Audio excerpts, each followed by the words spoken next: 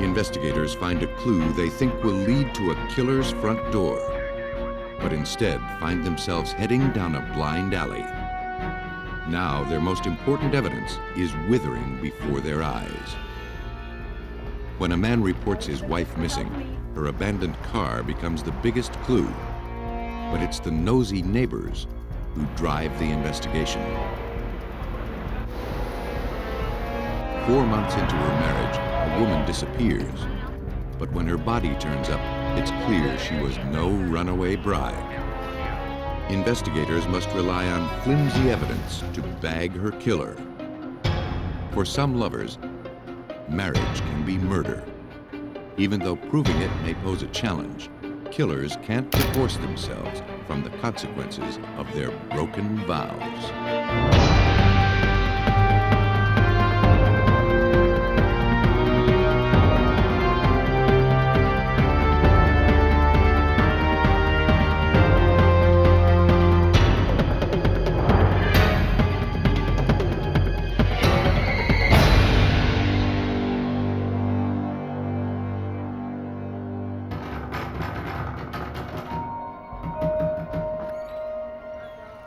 In the early morning hours of December 28, 1995, Melinda and David McLean let themselves into the apartment of their sister-in-law, Becky Vargas.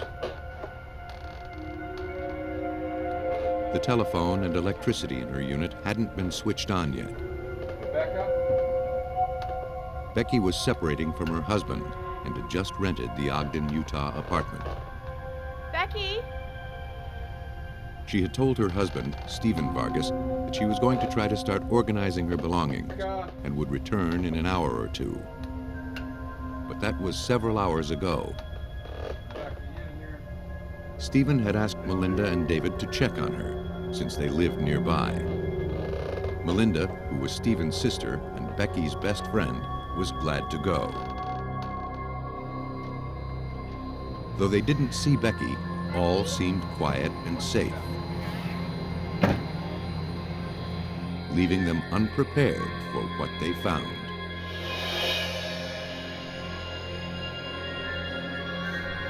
Becky Vargas lay dead in the leaves outside the building.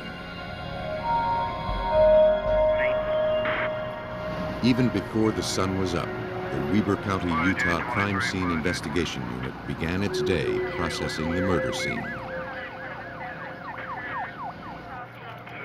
The victim's blouse had been pulled up.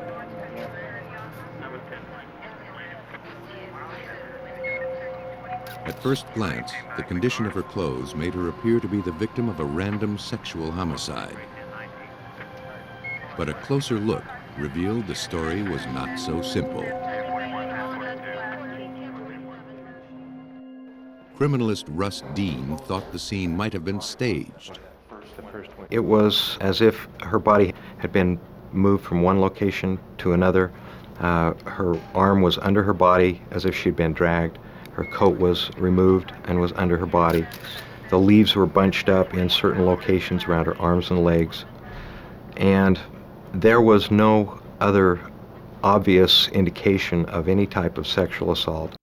In fact, though the victim had suffered a head injury, most of the blood had pooled at her feet, suggesting she'd been turned around. Whoever did this had apparently tried to throw off the investigators. The forensics team documented and collected a set of car keys, a cigarette lighter, fragments of blood-spattered leaves, and most significantly, the apparent murder weapon, a broken flashlight stained with blood and entangled with hair. They spent 6 hours sifting through every inch of the area before they were satisfied. They determined that although the body had been repositioned, the victim hadn't been moved far. The only blood found was just a few inches from where she lay.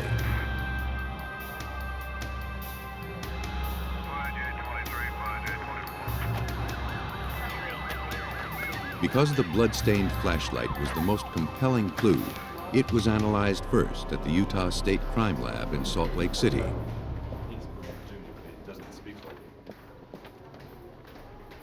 Investigators could see that it had a partial fingerprint on it, stamped in blood. According to latent print examiner Scott Spute, a bloody fingerprint can be even better than a smoking gun. When we have a bloody fingerprint, for example, it's the victim's blood, it's not her finger, it's someone else's finger on the evidence. It's a crucial pinpointing item of evidence in which we can identify someone being at that crime scene, leaving that bloody fingerprint behind at the scene as they left. It would be bad practice to home in on that one print. The lab had to inspect the flashlight for additional prints. The obvious ones and the ones that remained invisible. It required two separate processes. Bloodstains, because they're not oily, can flake or rub off. To fix them in place, the flashlight was heated to 100 degrees Celsius for 10 minutes. After I heat it on, I then put a stain on there, which is called amido black, which reacts to the blood and makes it very visible, and oftentimes brings out areas of blood that were invisible prior to treatment. To develop the latent or unseen prints, the flashlight was exposed to superglue vapor.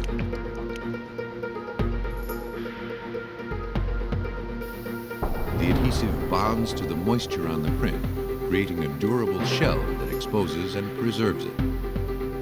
Then, a fluorescent dye is applied, which adheres to the superglue. The latent prints shine under ultraviolet light.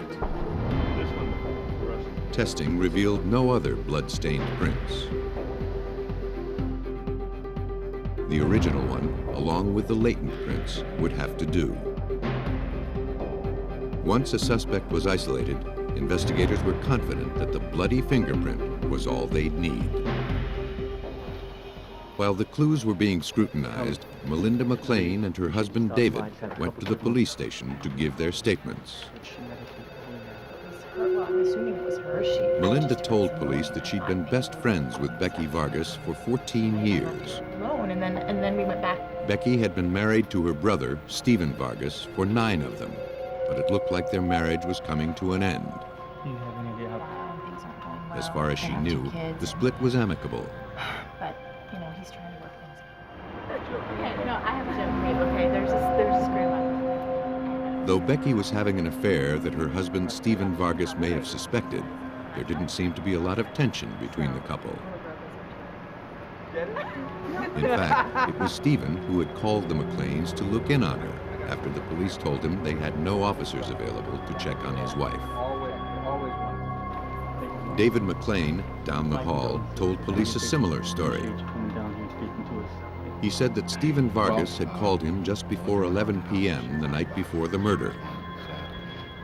Did Steve at all go over there? Stephen was worried because she was away so long, and the apartment had no lights. He said that he and Melinda stopped by. Though Becky's car was in the driveway, there was no answer. They went to a window to see if everything was okay, but stopped when they heard moaning.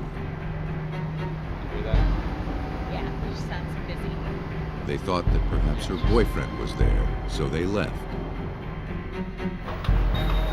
They went to a payphone to tell Stephen that everything was fine. They told him what they had heard, then they left. Your wife said that you've been seeing a guy. David told police that out of curiosity, they drove back to Becky's a short time later. Now they were surprised to see Stephen Vargas's Jeep parked out front.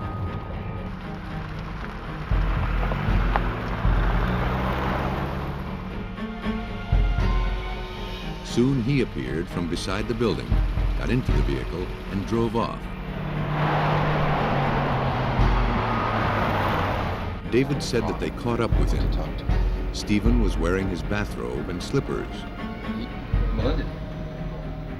He told them he wanted to check on Becky himself, but asked the McLeans not to tell anyone he was there. When David revealed this detail to the police, Melinda reluctantly admitted it was true. David told police that Stephen called them once more early the following morning. He said that Becky still wasn't home and asked them to check on her again. That's when they found her dead.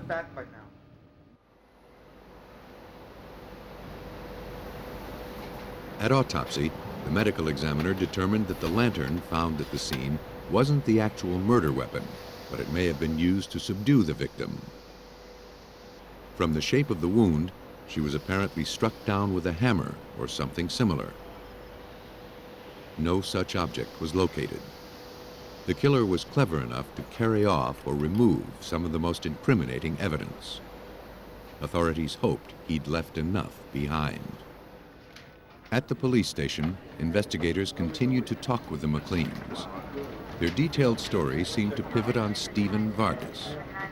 Then it took a more provocative twist when the police dispatcher told Detective David Wheeloth that Vargas was on the phone, but he wasn't calling about his wife. She said that he was on the phone inquiring about his sister and his brother-in-law, and if they were in fact at the police station. And I told the dispatcher, yeah, that's who we're in here talking to, and if she would ask him if he would mind coming down to the police station as well.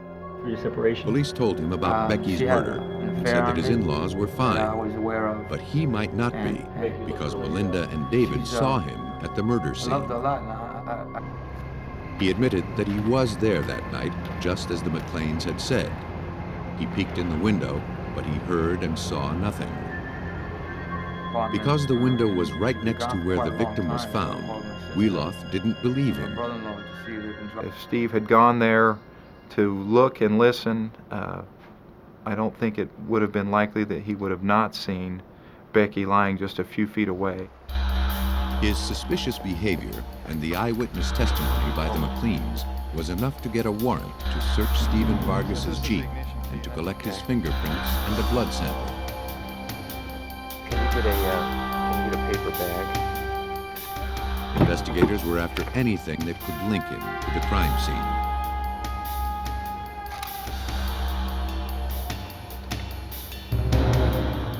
They found nothing but minuscule fragments of leaves, and not even many of those. Actually, I wish I could find my little The tweet Jeep thing looked with recently vacuumed. They collected what they could, then returned the vehicle to Vargas and sent him home. The forensics team hoped they wouldn't need to rely on the leaves. Now that they had Vargas's fingerprint, they could compare it to the ones from the flashlight. Most of the prints did in fact match Stephen Vargas. But that made sense. He owned it. So the only one that really mattered was the one stamped in blood. The bloody fingerprint had a shape called a tented arch. Of the three features of fingerprints, loops, arches, and whorls, arches are the least common, and tented arches are rarer still. Only 5% of the population has them. Stephen Vargas was among that group. But the fingerprint on the flashlight wasn't clear enough to make a definitive comparison. Vargas might have left it, and then again, maybe not. I cannot say he did not leave that print behind. I can only say it's not enough to identify it positively. They thought the flashlight would illuminate the killer. Without it, their hopes of solving the case looked considerably more dim.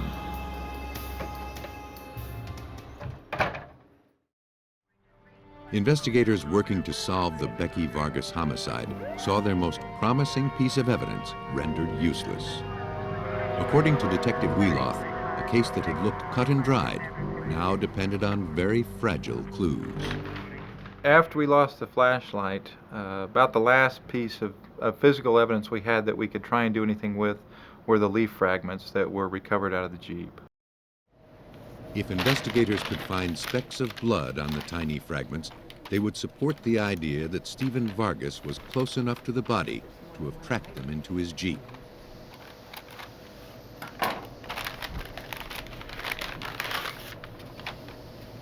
It fell to supervising criminalist Pilar Shortsleeve to analyze the minuscule samples. Trying to see blood on a small piece of colorful leaf was difficult. So we used a stereo zoom so we could get down and look very closely at the leaves, and then to kind of guesstimate if we had any stains, and then we would do some preliminary tests. Well, out of the what 5 do you samples think, of you got enough? leaves, Pilar Shortsleeve found traces of blood on 2. But she had no proof the blood was the victim's. She rushed the samples to a DNA lab for analysis, fearing it might already be too late. Whenever blood or body fluids are left on soil or samples that contain a lot of possible bacteria, the bacteria begin immediately in destroying the sample. They destroy not only the cells, but they get into the DNA and start to break the DNA down. It would take 3 months for the results to come back from the lab. Investigators had to bide their time, but they didn't do it idly. They had to assume that the results would be negative and began to build their case some other way. Police served a warrant to search Vargas's apartment. They were after the bathrobe and slippers he was seen wearing at the crime scene. If he had beaten his wife to death, surely they'd be blood spattered. Vargas left the clothes in plain sight, easy to find. What are you looking for, Detective? Murder. He was supposed to be wearing a bathrobe and a pair of slippers. The bathrobe had been freshly laundered. Go ahead and bag them.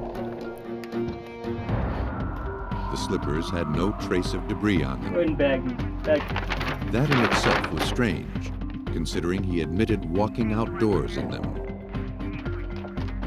It seemed like Stephen Vargas was one step ahead of us on getting rid of any physical evidence that might link him to the crime scene.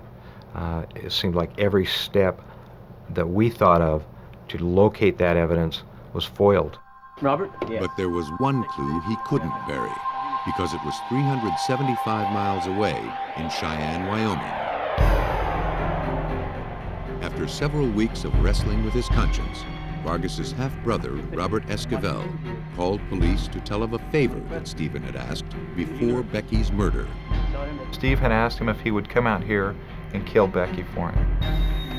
Police set up a phone tap in Esquivel's apartment and had him call Vargas to get him to talk about their previous conversation. Steve had gone through this denying or not remembering that part of their conversation, that it had been a joke, and towards the end even got threatening. Though it stopped short of a confession, Vargas had said enough for police to arrest him on January 11, 1996, for the murder of Becky Vargas. But they weren't sure they had enough evidence to convict him. 1 month later, the results of the DNA test on the blood-spattered leaves found in Stephen Vargas's Jeep came through. A comparison of the DNA from the blood on the leaves matched Becky Vargas's DNA. The blood on the blood fragments matched Rebecca Vargas. Now, Yes. authorities were confident of a conviction. Where are you going? Based on the evidence, police put together a likely scenario. Stephen Vargas, angry with his wife for her infidelity and their upcoming divorce, confronted her at her new apartment. They fought. Don't you dare accuse me of being a bad woman, don't you? It escalated. You're not a good mother because you know that I am. And he hit her with the flashlight, knocking her out. He moved her to the side of the house, thinking she was dead. He was wrong. He wanted someone else to find the body, so he asked the McLeans to check up on her. Can we go home? They mistook her death throes for the throes of passion. When they told Stephen, he returned to finish what he'd begun, using a more lethal weapon. Tiny fragments of leaves told the whole story. Well, in this case in particular, we had this flashlight that had a possible fingerprint in it, in blood, and that would have been the piece of evidence that kind of closed all the loose ends, but it didn't happen. In this case, it was a very small piece of leaf that was found in a vehicle that had blood on it that came from the victim, and it was just the interesting and exciting part that something so small could be so integral in a case. Stephen Vargas was convicted of first-degree murder and is now serving 20 years to life.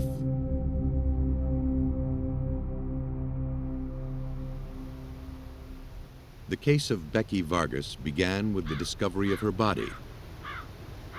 But when a person just disappears, it's not clear that a crime has even been committed. In this story, the names of the victim and the killer have been changed. On the morning of July 31st, 1987, Dan Remington of San Diego, California, was taking his kids to the YMCA. En route, he noticed his wife's abandoned car on the side of the road.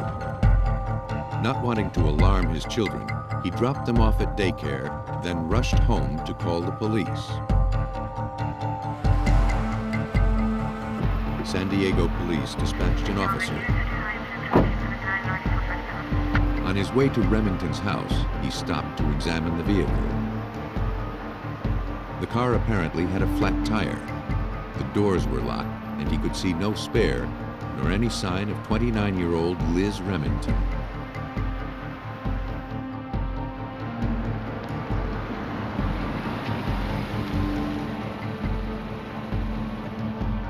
When the officer arrived at the Remingtons' home, Dan Remington told him that he last saw his wife at 10:30 the previous night when she left for work. About 10:30 last night. He was going to get ready to go for work. All of it. After he saw her car at 7:30, he called the hospital where she was a maternity nurse, but she hadn't shown up. Remington admitted that their 12-year marriage was rocky. They were discussing divorce, but hadn't filed the papers yet. I called around and made a couple phone calls. You have, by chance, have a key for the vehicle? Dan handed the officer a key to the car and granted permission to impound it in search of clues.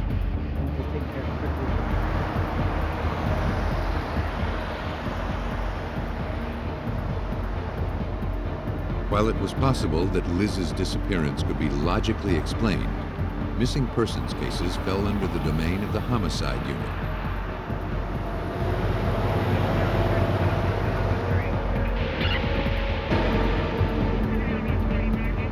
They had the skills to collect and preserve every piece of potential evidence found at the scene.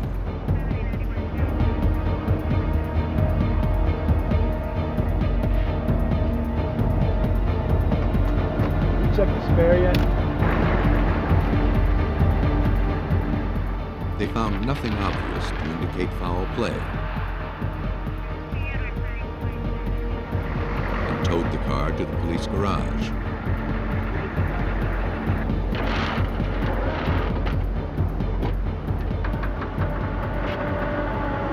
Any overlooked clues would be preserved in case the car required a closer look.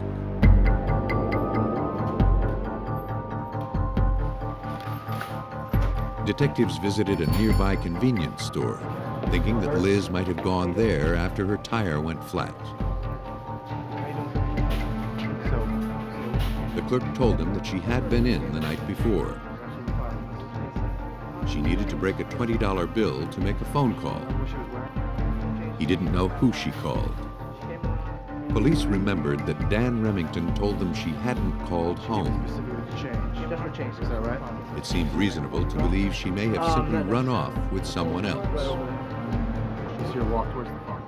Liz's sister told police that was inconceivable. She wasn't the kind of woman who'd run from a failing marriage. No matter how bad things became, she'd never leave her children. Sergeant Dennis Brugos of the San Diego Metro Task Force found that was the consensus. She was very devoted to her children and her family. She helped at school, she helped at Little League, and just not the type of woman that would ever walk away from her family. Liz's sister told police it was strange that the spare tire was missing.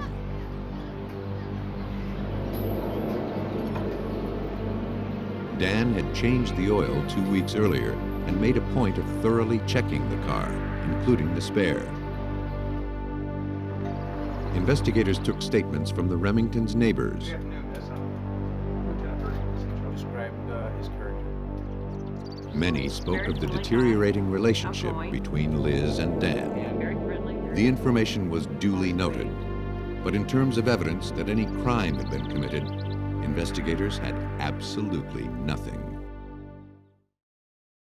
At the time of Liz Remington's disappearance, San Diego police were grappling with an apparent serial killer. Because there was no evidence that Remington had left against her will, these more violent crimes took priority. There was no body, there was no weapon, and therefore she was simply one of many missing adults throughout this county. And at that particular time, there was actually a series of sorts that was going on where there was upwards of 40 women who were found murdered in the East County area. So certainly that would have precedent over a missing person. 4 years passed since Liz Remington's disappearance. Most of the murdered women were transients or prostitutes, so she was not considered one of the killer's victims. But when a task force was formed to look into the serial killings, her file came up too, and investigators realized she was still missing after all this time. The neighbors' taped statements and the detective reports were dusted off. Well before Liz's disappearance, they had kept a close eye on the Remingtons and helped Liz out whenever they could. Over time, friction between the couple increased, and neighbors grew concerned about her and the children. One even kept a log of what went on at the house after Liz disappeared. To demonstrate how the Remingtons' relationship had deteriorated, a neighbor told investigators about how Dan tried to sell Liz's car without her permission.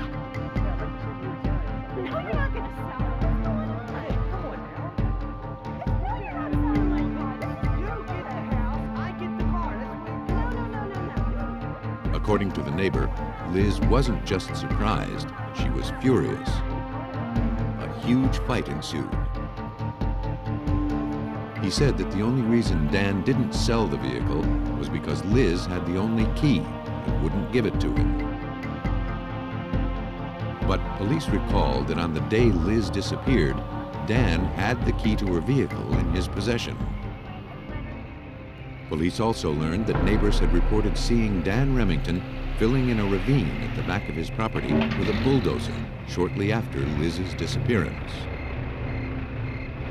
They said that after her disappearance, they saw him visit that part of the property every few days. He never ventured back there before she disappeared.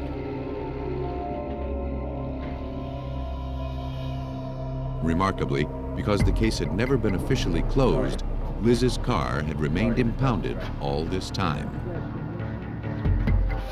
Dan had sued to get it released, but lost. Technically, it was still considered evidence.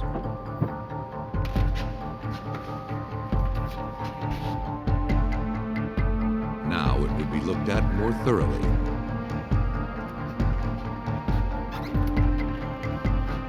One of the first things investigators found were coins in the ashtray. Purportedly, Liz had been last seen by a convenience store clerk when she wanted change to make a phone call. The clerk's statement suggested she was okay. Now, investigators weren't so certain, since she had ample change in her car. They contacted the clerk to interview him again. That clerk at the convenience store actually said he wasn't real sure that it was her. So that helped us to establish the fact that we didn't really know for sure whether she was there. Suspicions of foul play had been aroused.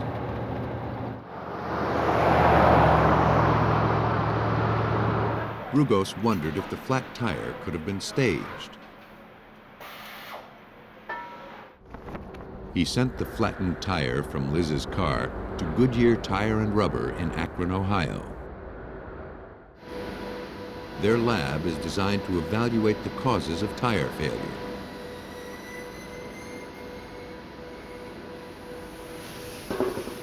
Here? The tire was examined on the rim. Report was the tire was flat, it's still flat, there's definitely no... Investigators found no outward signs of damage. Only a tiny puncture, which would have led to slow deflation. Once the leak was isolated, Product Analysis Manager Chester Patterson took the tire off its mount and examined it more thoroughly. From the looks of it, the tire went flat after the car had stopped. We saw no damage on this tire. We saw no reason to have alerted any driver in the vehicle that something was going soft or whether the tire was deflating. Because in order to do that, the tire is beginning to come apart, and you would see that damage on the tire itself, and we saw no such damage. But he did see something he'd never seen in his 35 years' experience.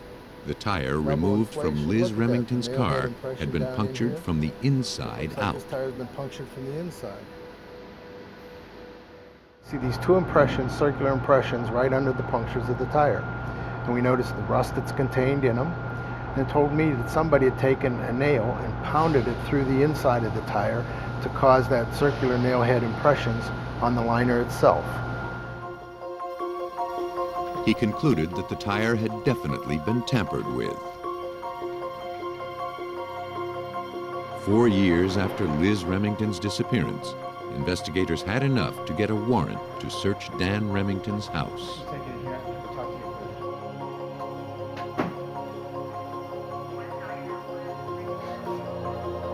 They found nothing of significance inside.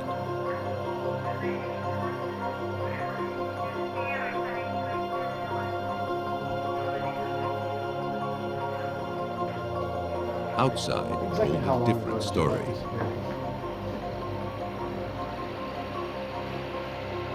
In the yard, a police backhoe went to work excavating the filled-in ravine. The backhoe was probably 2 or 3 hours into the job when it hooked onto a piece of chain-link fence that was lying flat. The excavation slowed down. What we found underneath that chain-link fence was a tire. The tire was the missing tire from Liz's car. And underneath that tire, wrapped in sheets and blankets, was the body of a female. And a missing persons investigation became a murder case. Sir, put your hands on the counter. Dan Remington was arrested and taken away.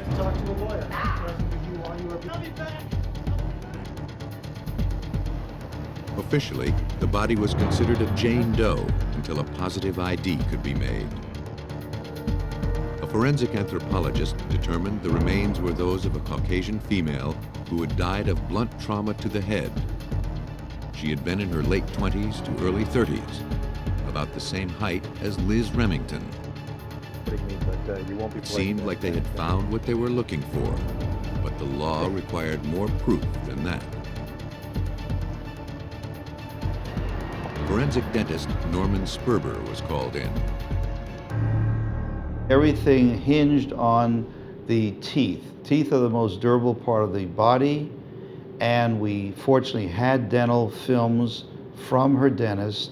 We were able to take films of her teeth because they were in very good condition. By comparing the shape and position of the victim's fillings and teeth with Liz Remington's dental records, Sperber was able to make a positive ID.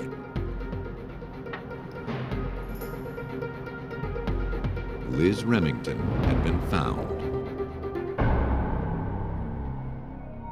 Because the victim was discovered wrapped in bed linens, investigators believed that Dan killed her while she was napping before work. Afterward, he carried the body out to the ravine, buried it in a shallow grave, then rented the earth-moving equipment a short time later, piling on 8 to 12 feet of dirt. Then he drove to the scene and replaced the good tire with the one he had flattened.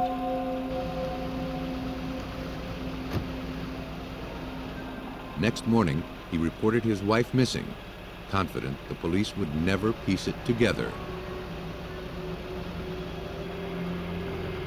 His unwitting accomplice was a suspected serial killer who demanded all of the police department's resources.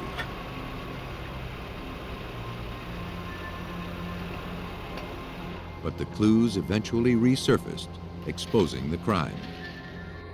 Though Remington's exact motive will never be known, authorities believe he couldn't bear the shame of divorce or the fact that he'd lose half of his wealth and property. In October 1992, Dan Remington was found guilty of the first-degree murder of his wife. He was sentenced to life without parole. Remington went to a great deal of trouble to hide his crime. Others take an easier approach, which sometimes makes their crimes harder to solve.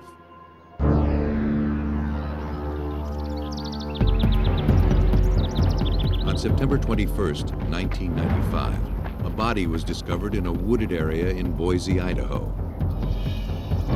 Plastic bags bound with duct tape encased the feet and head.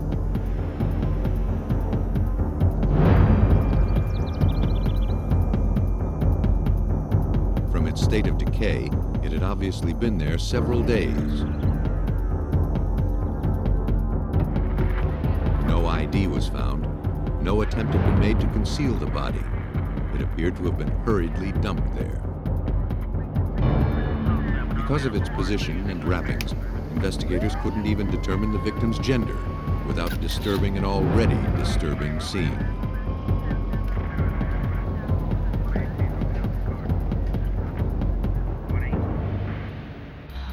At this point, anything could be a clue, so the body wasn't unwrapped or inspected until it got to the morgue, where it was scrutinized under controlled conditions. The tape was carefully cut away, and the bags removed and preserved. The victim was female, around 60 years old. The coroner determined that she was strangled. She was most likely killed elsewhere, wrapped up, and transported to the woods where she was found. She fit the description of Wanda Kuzmichev, reported missing 6 days earlier. Wanda had been reported missing by her second husband, Ben Kuzmichev, when she failed to return from work. The couple had been married just 4 months. Both had retired from the large firm they worked for. Wanda took a job cleaning offices. You are beautiful. Thank you.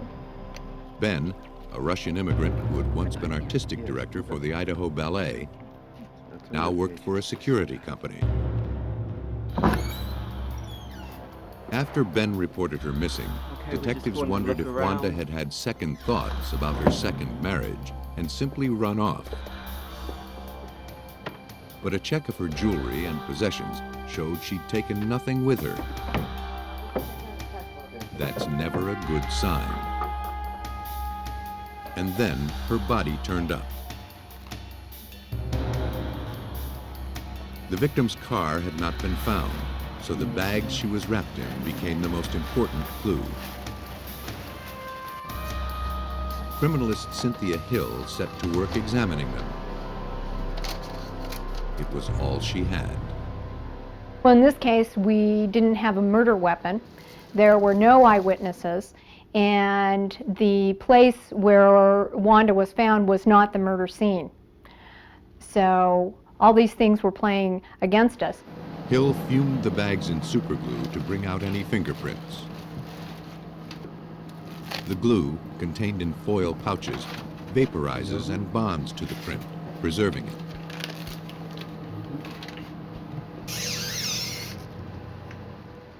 The print can then be dusted with powder to make it more visible. Then photographed to create a record. Hill found only one print on the bag around the victim's legs, but so far she had no one to compare it with. Ben Kuzmichev was called to the police station to provide a set of prints for comparison. In a murder investigation, it's standard procedure to get a spouse's prints. You ever been fingerprinted before? No, sir. Let me do all the work, okay?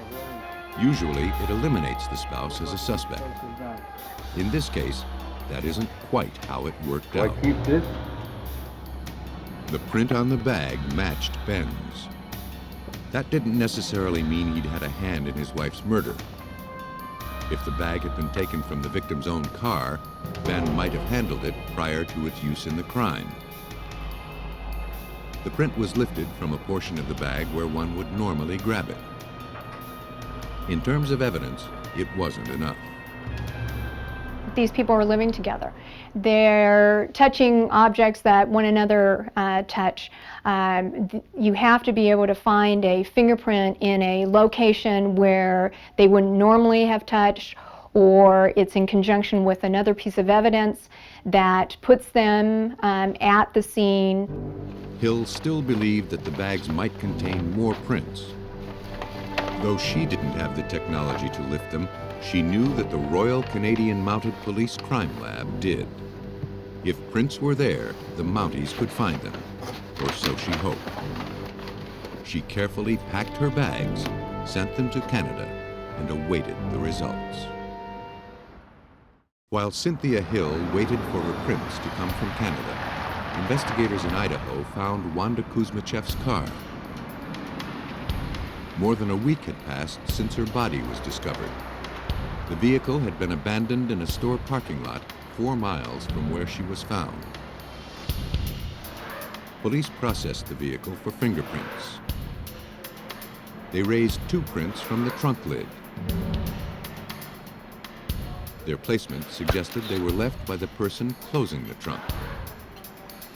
Inside, investigators found something surprising.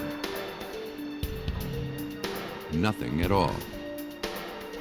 For Detective David Smith of the Boise, Idaho Police Department, that was a significant discovery. In talking with family members, they said that she would always carry her Jehovah's Witness literature in the trunk. In fact, they said you could not put anything in her trunk because it was so full. But the trunk wasn't entirely empty. Investigators found a single drop of blood. It belonged to the victim.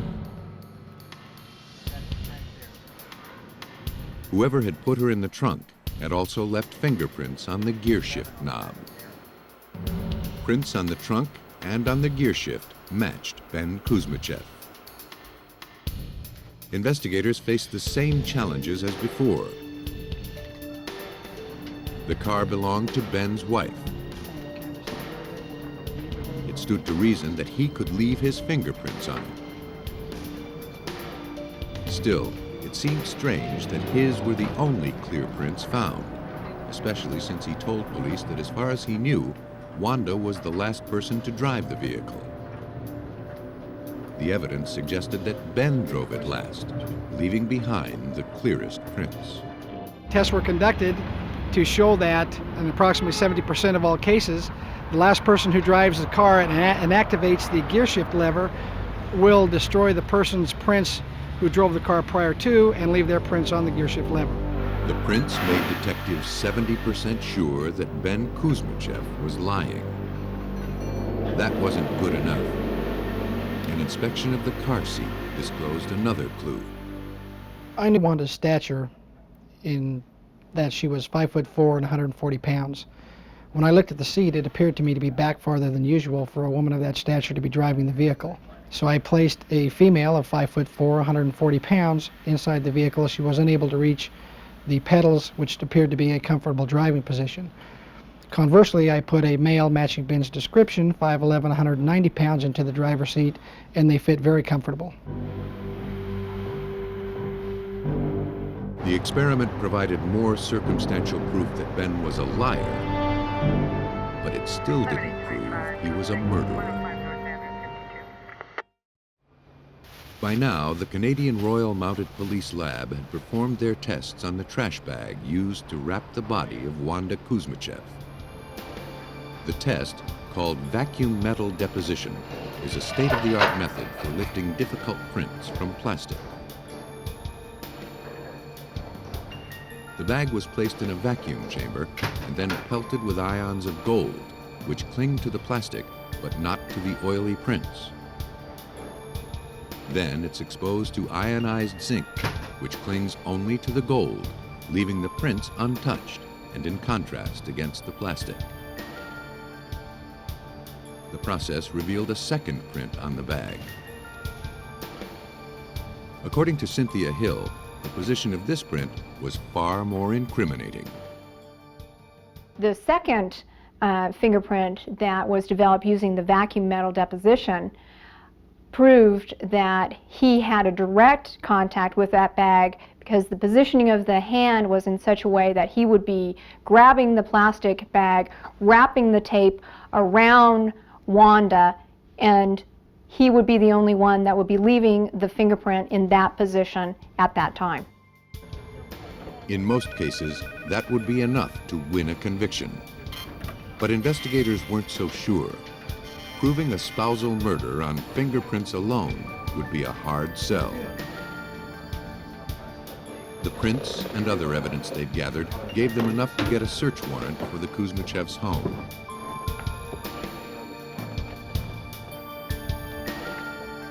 They found no signs that this was the murder scene.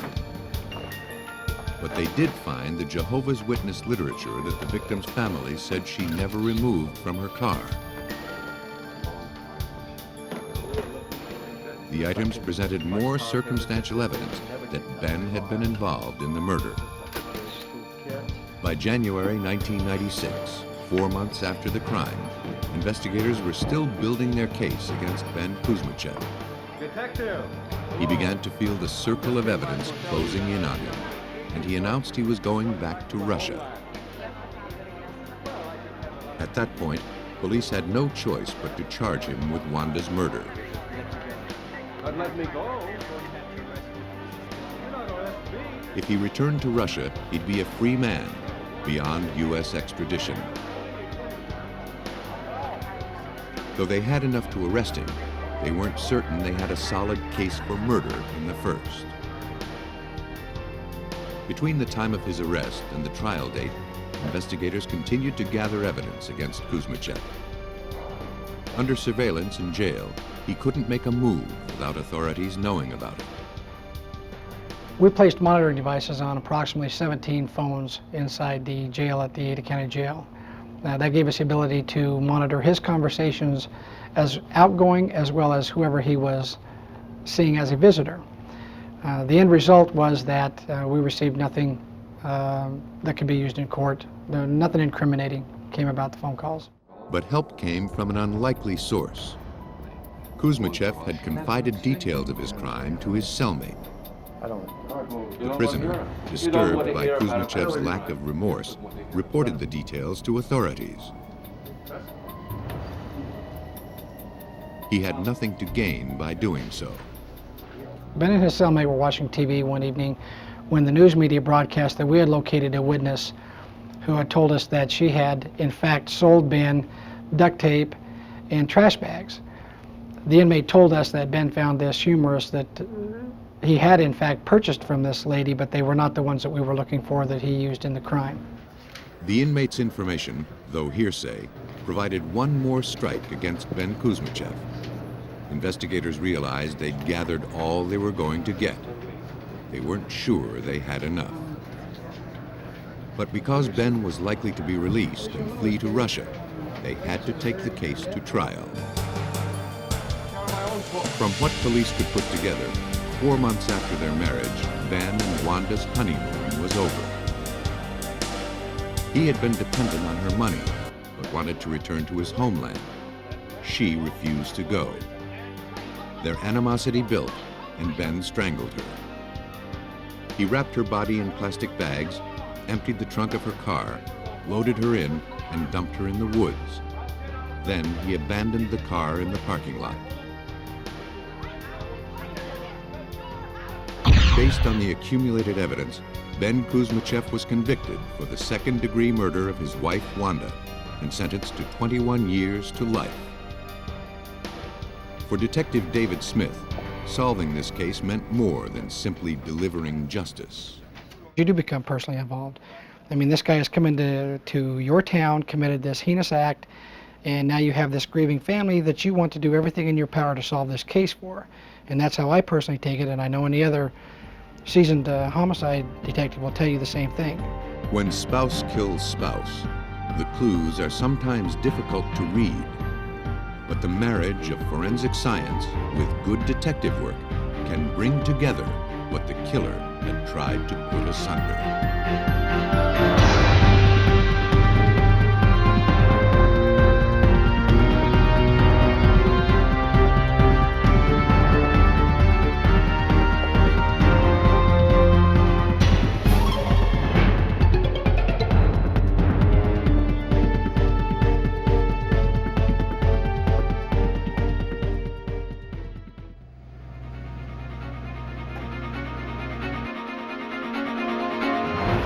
Police find a frozen body in the Arizona desert. The chilling discovery sends investigators searching for more victims. A small town, a brutal murder, and a killer who could be anywhere. When all leads are exhausted, the investigation focuses on a blurry surveillance photo. When a young mother disappears, detectives are left with few clues. But slowly, the evidence begins to point to a dangerous and twisted predator. A lack of clues may cool down a hot investigation, but there's no statute of limitations on murder. Months or even years may pass before forensics can spark a fire under these cold cases.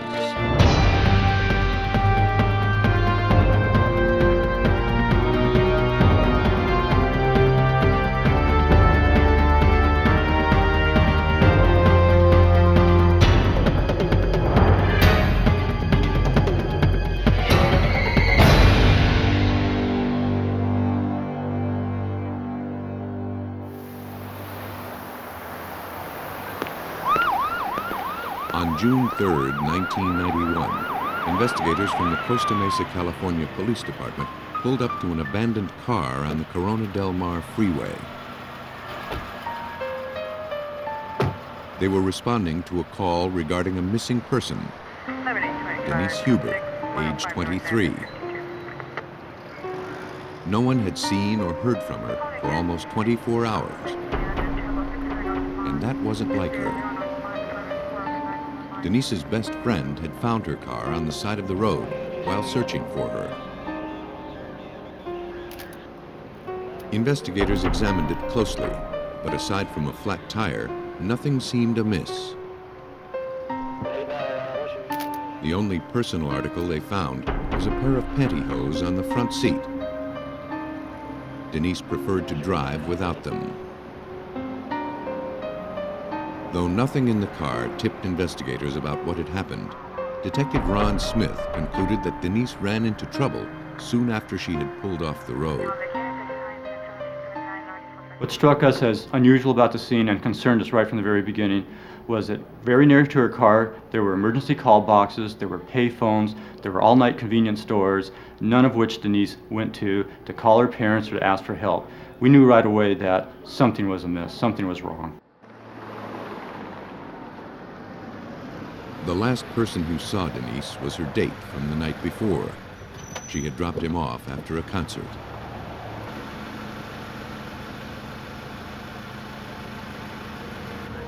Denise never made it home.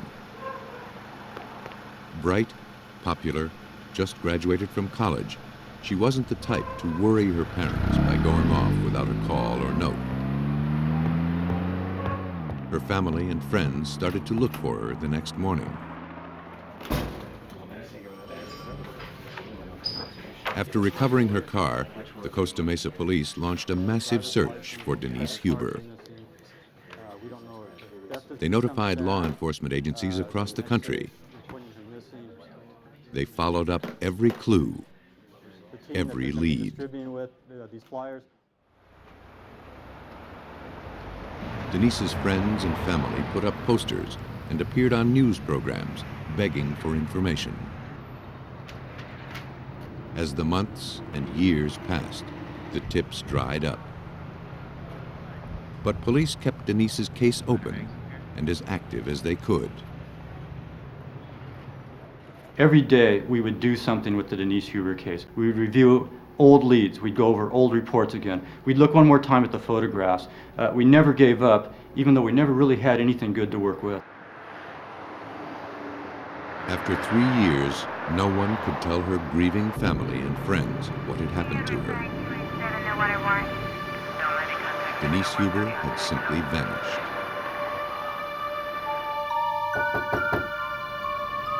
Meanwhile, more than 300 miles away in Arizona's Prescott Valley, authorities were grappling with a mystery of their own. On July 9th, 1994, a woman went to buy paint at the home of a man she met at a swap meet.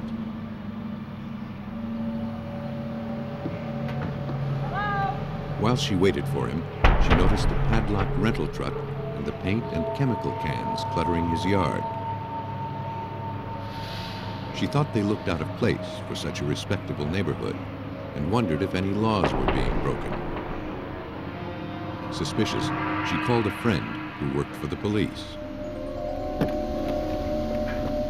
Her friend thought it sounded like a clandestine drug lab, which police find in the most unlikely spots. He sent investigators from the Yavapai County Sheriff's Department to check it out. The rental truck with the California tags looked like it hadn't been moved in months. The electrical cord snaking out of it and the paint cans all around reinforced the notion that this might be a mobile drug lab.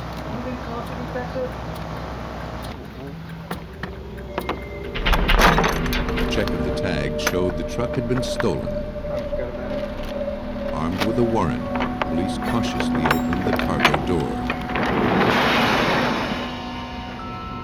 Inside was a freezer. Ready, guys? We're opening up. Not knowing what it might contain, they suited up in protective gear. Plastic bags obscured the contents, but at the bottom of the freezer lay a pool of frozen blood.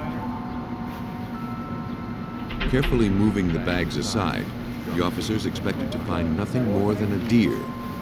Instead, Lieutenant Scott Masher uncovered a horrific mystery.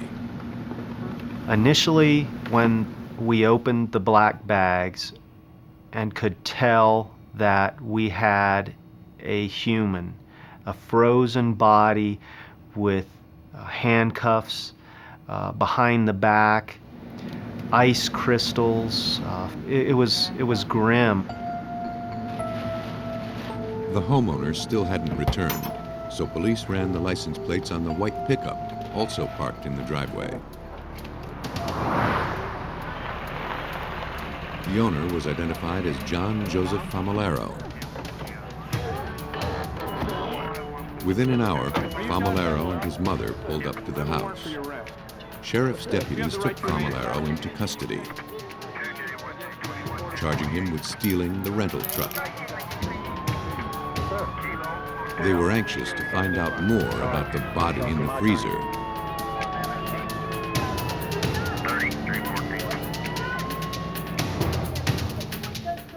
Mrs. Famolaro, who lived next door, told detectives that her son was a house painter, which explained the paint cans. She said the truck had been parked there about 2 months. She didn't know anything about the freezer or its contents, except that the electricity in John's house had been turned off for 1 day, and he had asked to run a power cord from her house to the truck.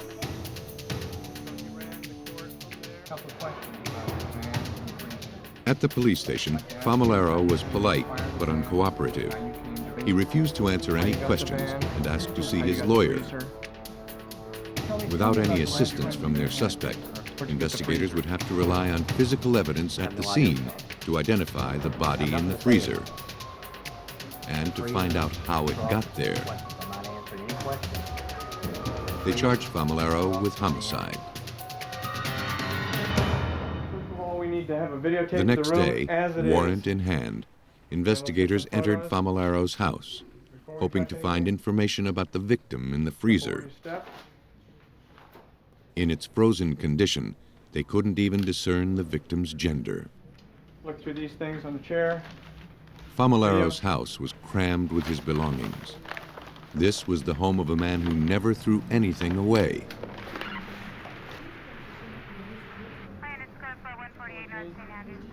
If clues were here, they'd be difficult to find.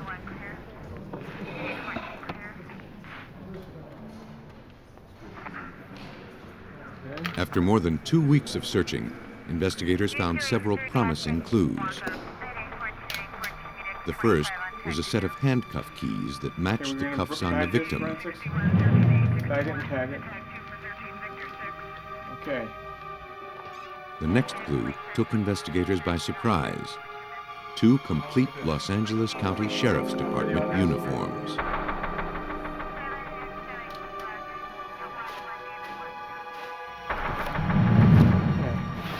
In the garage, the deputies found 2 boxes marked Christmas, but there was nothing merry about them. Inside, officers found blood-stained women's clothing and a bloody hammer and nail puller. They also found a pair of women's shoes, the backs badly scuffed, as though the woman who wore them was dragged. Get a couple of bags here. A shot of this hammer.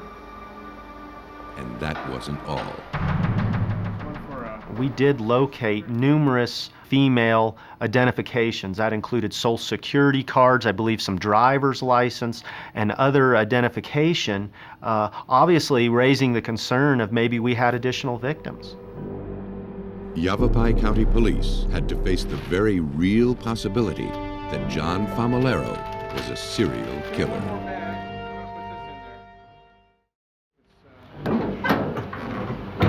Arizona investigators looking into a murder had every reason to believe that there may be more than one victim. To test that theory, investigators brought in cadaver dogs to locate more bodies on John Famularo's property. The dogs, trained to detect the slightest whiff of decay, alerted their handlers several times.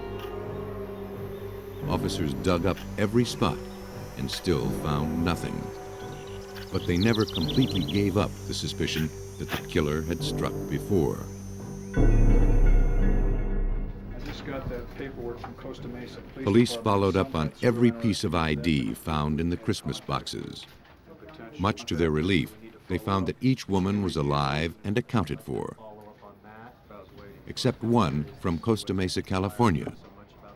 Her name was Denise Huber. To confirm her ID, Yavapai County forensic technician Mike Winnie lifted a thumbprint from the thawing victim and compared it with the one printed on Denise Huber's California driver's license. The prints matched, identifying Huber as the victim. To authorities in Arizona, the name meant nothing. But to Costa Mesa detective Ron Smith, it was the news he had waited 3 anxious years to hear. The call I received from Lieutenant Scott Masher from Yavapai County was that he thought maybe he had a body identified as Denise Huber and asked us if we were familiar with Denise Huber. Well, of course, I almost fell out of my chair when he mentioned the name. Now that she had been found, investigators in Arizona had to determine how she had been killed. Working with the frozen and decomposed remains presented a unique set of challenges to Maricopa County Medical Examiner Ann Buchholz. In our environment, to examine a frozen body is very unusual. We deal 99% of the time with people who have been exposed to heat elements, and that is more our area of expertise than someone who has been in a cold environment. It took the body approximately 2 days to thaw, where we could actually perform the internal examination. On Friday, July 16, 1994, Yavapai detective Scott Masher and Costa Mesa detective Ron Smith, along with other officers, gathered in the medical examiner's lab to observe the autopsy. The cause of death was determined to be blunt force trauma to the skull, resulting in multiple fractures. To identify the murder weapon, investigators needed to evaluate the entire skull to see where and how the blows had been struck. They called in forensic anthropologist Laura Fulginitti. How many days are we looking at here? Reconstructing a person's skull is very similar to doing a jigsaw puzzle. Essentially, you have about 50 pieces and you need to put them back into what you know to be the right composition. It took Fulginitti 2 days to reconstruct the skull, never losing sight of the fact that this victim was once a person. And I remember standing in this very room thinking to myself, how did you come to be in my sphere? This is not right. It's not natural for you to be here. She determined that the victim had sustained more than 35 blows to the head. The wounds were consistent with the hammer and nail puller pulled from the box in Familaro's garage. To be certain, the lab ran tests. Technicians were able to establish a DNA profile from the blood residue on the nail puller. It matched the DNA profile taken of the victim's own blood. The match confirmed that they had found the murder weapon. To build their case, investigators had to retrace the events that led from the victim's abandoned car on a California freeway to John Familaro's freezer in Arizona. Covered initially as far as the search warrants at this point. It was very important for both agencies, the Yavapai County Sheriff's Office and the Costa Mesa Police Department, to work together and piece the evidence from California and Arizona to one case, one solid case, in order to successfully prosecute this. The Costa Mesa Police Department gathered information on Familaro's activities during the time he lived in California. They learned that he had attended the Los Angeles Sheriff's Department Reserve Academy, but he couldn't make the grade and dropped out after just a few weeks. He kept his uniforms, which police found at his house. Further investigation led detectives to a warehouse in Laguna Hills, 12 miles from where Denise Huber's empty car was found. John Familaro had stored some paint and supplies in the warehouse, then moved everything out when he left the area in August 1992, 13 months after Denise Huber vanished. Investigators thought it was likely that Familaro had committed the murder here. They hoped to recover forensic evidence that would tie the killer to the crime and determine where the killer's trial would take place. Police searched the unit for evidence of the crime, using luminol to expose traces of blood. Applied to a surface and viewed under an alternate light source, luminol reveals blood stains invisible to the naked eye, even traces left years earlier. We found that the warehouse was huge, but I wanted every square inch luminol for blood. Almost the very last bottle in the very last corner that we looked, we sprayed luminol into the corner against the wall. And all of a sudden, the luminol just lit up. This bright glow showed us we found what we were looking for. Technicians compared this blood to a sample taken from the victim in Arizona. They matched. The forensic analysis gave Detective Smith of the Costa Mesa Police the proof he needed to make the case. The forensic science in testing the blood was absolutely critical. Number one, it established that the crime occurred in California, and that established jurisdiction. It also positively identified that blood as Denise. It put Denise at that scene. Familaro never confessed. The forensic evidence spoke for him. The investigators had successfully matched the blood in the California storage unit to the victim in Arizona, and that placed the victim within deadly proximity of John Familaro.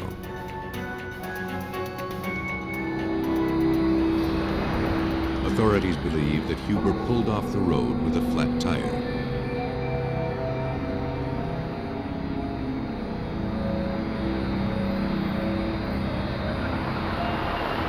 spotting his prey, John Famolaro approached under the guise of lending a helping hand. He abducted Denise Huber in Costa Mesa, California, in the early morning of June 3, 1991.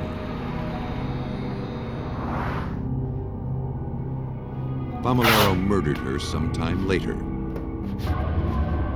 hid her body in a freezer, trucked it to Arizona, and kept it until police discovered his crime 3 years later.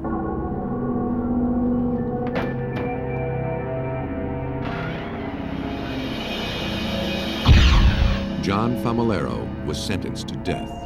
He awaits execution on California's death row. Famolaro hid his crime by keeping the body close to him. Other killers are not so conniving, but they can be equally elusive.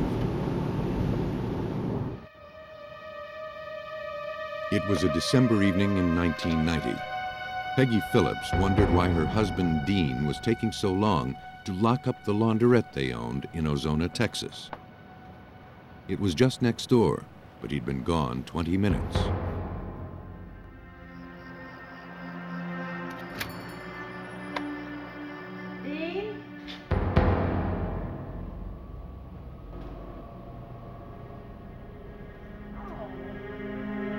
She found him lying on the floor, bleeding and barely conscious.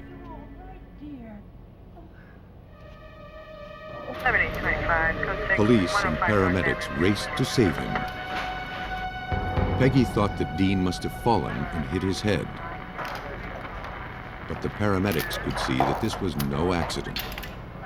Dean Phillips had been beaten nearly to death. Peggy watched as the paramedics loaded her husband into the ambulance. It was the last time she saw him alive. Dean Phillips died early the next morning, December 26th. The cause of death? Blunt force trauma to the head.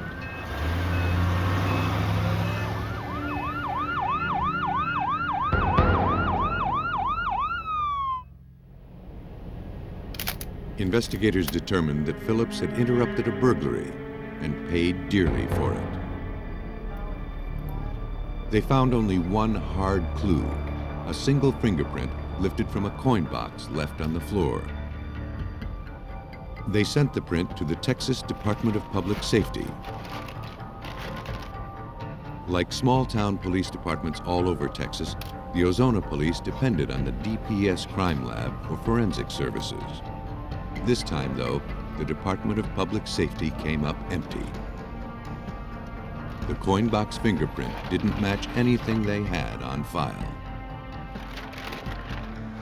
News of Dean Phillips's death spread through Ozona. Crockett County Chief Deputy Sheriff Alton Davis was determined to catch the criminal who had shattered the quiet of this little town. We've got a population of probably 3,000 to 4,000 people, so it's a small town. Everybody knows everybody, and it was a real shock to the community that something like this could happen in Ozona. The community stepped forward to help the investigation. A witness reported seeing two local men wearing bloody clothes the night Phillips was killed.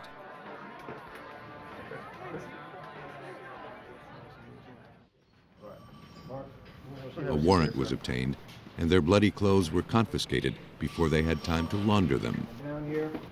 Brought in for questioning, the men claimed they were hunters and that the blood was from a deer they had poached. Last night we had a very serious Investigators were skeptical until they got confirmation from the DPS crime lab. Let's get to the question. What time did you The get blood was indeed from a deer, 10:30. and the men's fingerprints didn't match the one lifted from the coin box at Phillips's laundry. The case's first promising tip amounted to nothing.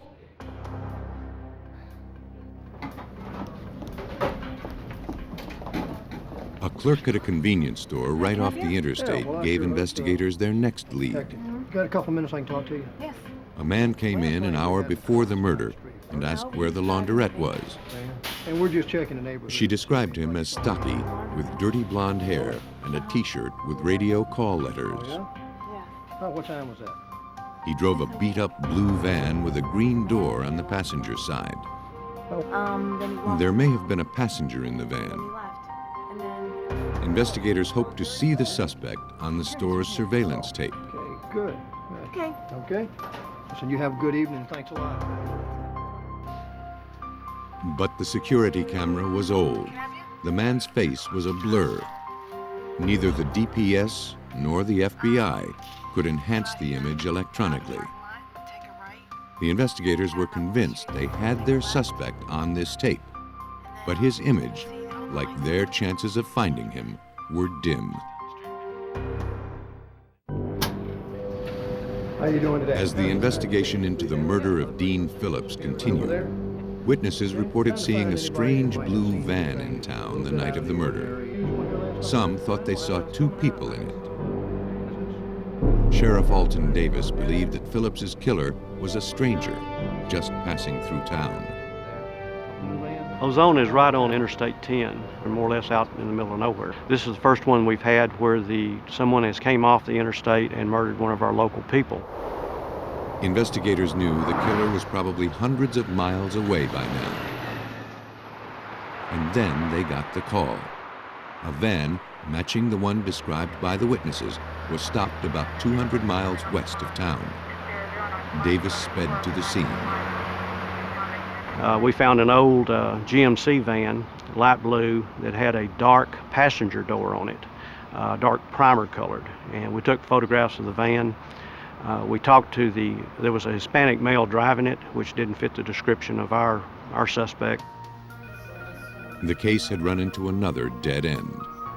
Reviewing the clues they'd gathered so far, investigators realized that all they had to go on was a blurry surveillance tape and a store clerk's fading recollection.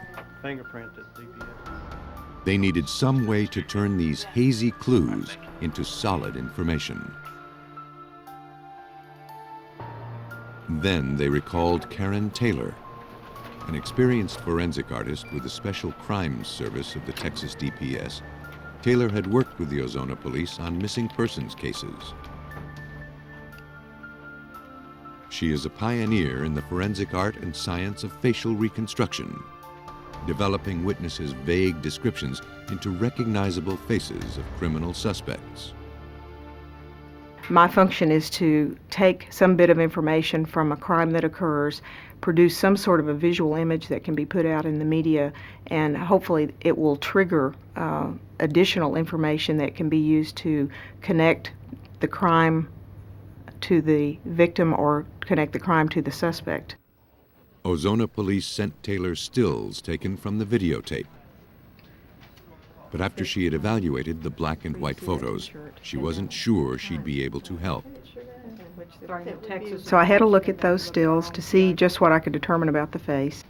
It was very blurry, the quality was pretty poor, so I could see that there wasn't much likelihood we could enhance that video electronically, and it would probably boil down to my trying to just do some sort of a sketch based on what I could see.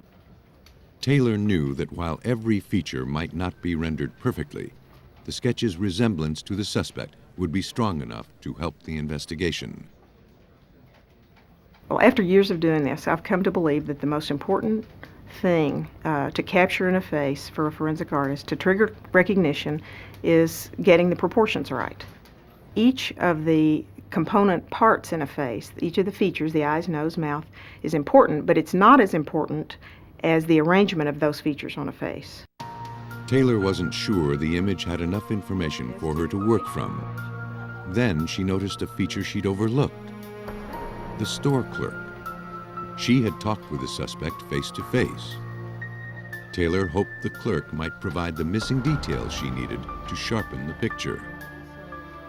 Using the video stills, I prepared as much of a drawing as I could, maybe 85% done, and then faxed it to the witness, got on the phone with her, and she was able to make some changes. She said she wanted me to make the eyes look light, make the lower face look more slim, and I did that. We hung up. I spent about 15 minutes making those alterations, and then I refaxed it to her. And she checked it and said, yes, that's right. So I was able to get the benefit of her long-distance input over the phone and using the fax. Here he was, the most likely suspect in the murder of Dean Phillips.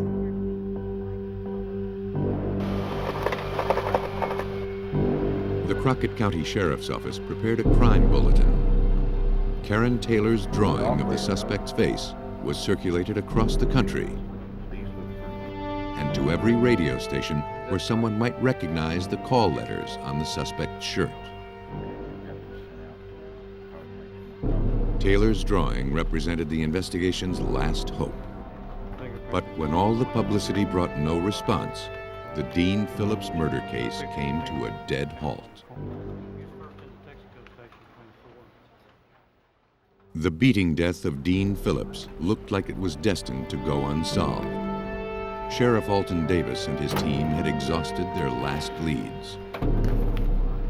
Eventually, we'd ruled everybody out we were getting, and the leads stopped coming in, and we didn't have anything to work on, and it just more or less went cold, and we just had to sit until we got some other type of leads. 5 years came and went without another clue or lead. But Peggy Phillips was determined to bring her husband's murderer to justice. She contacted a television crime show and asked if they'd run her story. In August 1996, just over 5.5 years after Phillips was killed, the TV show aired the story of his murder and featured Karen Taylor's drawing. That's what got the phones ringing. From around the country, viewers called in leads. Texas Ranger Jerry Byrne fielded the calls and directed the investigation. One tip led him to Paul Wesley Taylor, a convict at Utah's minimum security prison in Draper. Ranger Byrne contacted Draper Prison and asked for Taylor's records and a photograph. When he saw it, Byrne felt that at last they had tracked down their suspect.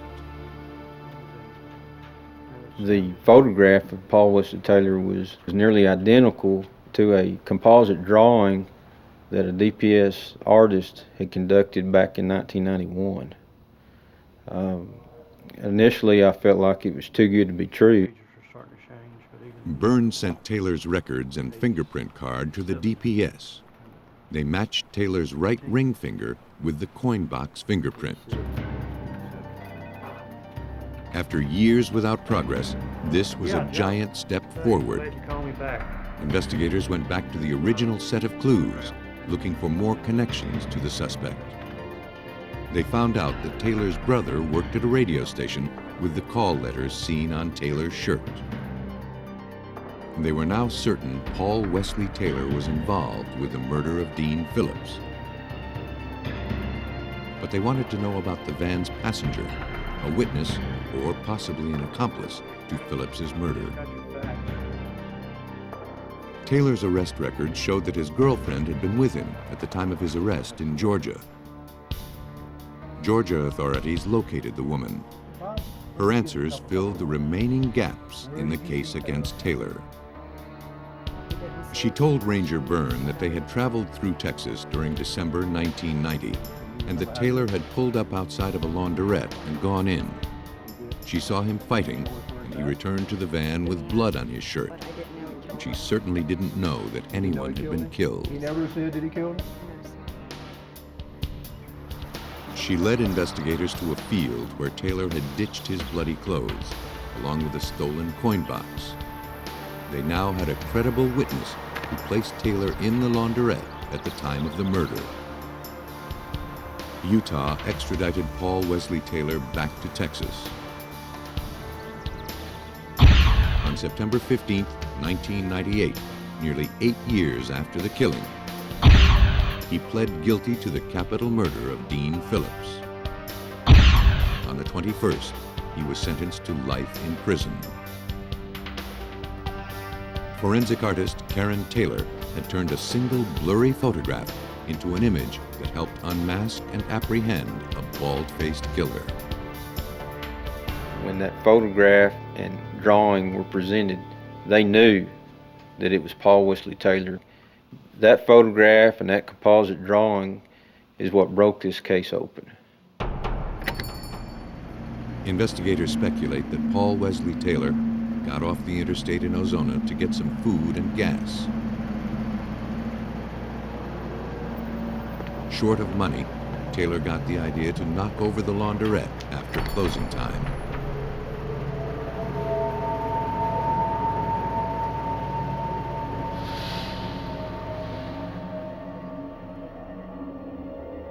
Dean Phillips was in the wrong place at the wrong time. In other cases, tragedy stalks its victims. August 16, 1989, Joe Gilbreath finished work and arrived at his home in Villanau, Georgia. He was looking forward to spending the evening with his baby girl, Amber, and his wife, Nikia.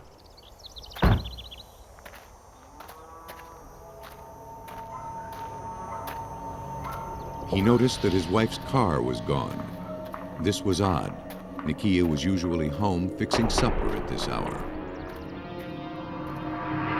When he went inside, he started to worry. Nikia would never let Amber sit in her pajamas all day, and there was no way she'd ever leave the baby in the house by herself. The doors were unlocked and didn't look like they had been tampered with.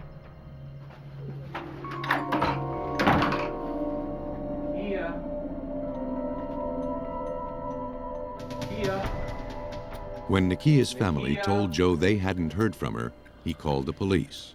Nikia! The Walker County Sheriff's Department sent officers to investigate. Check the residence and you don't see her, and you're on the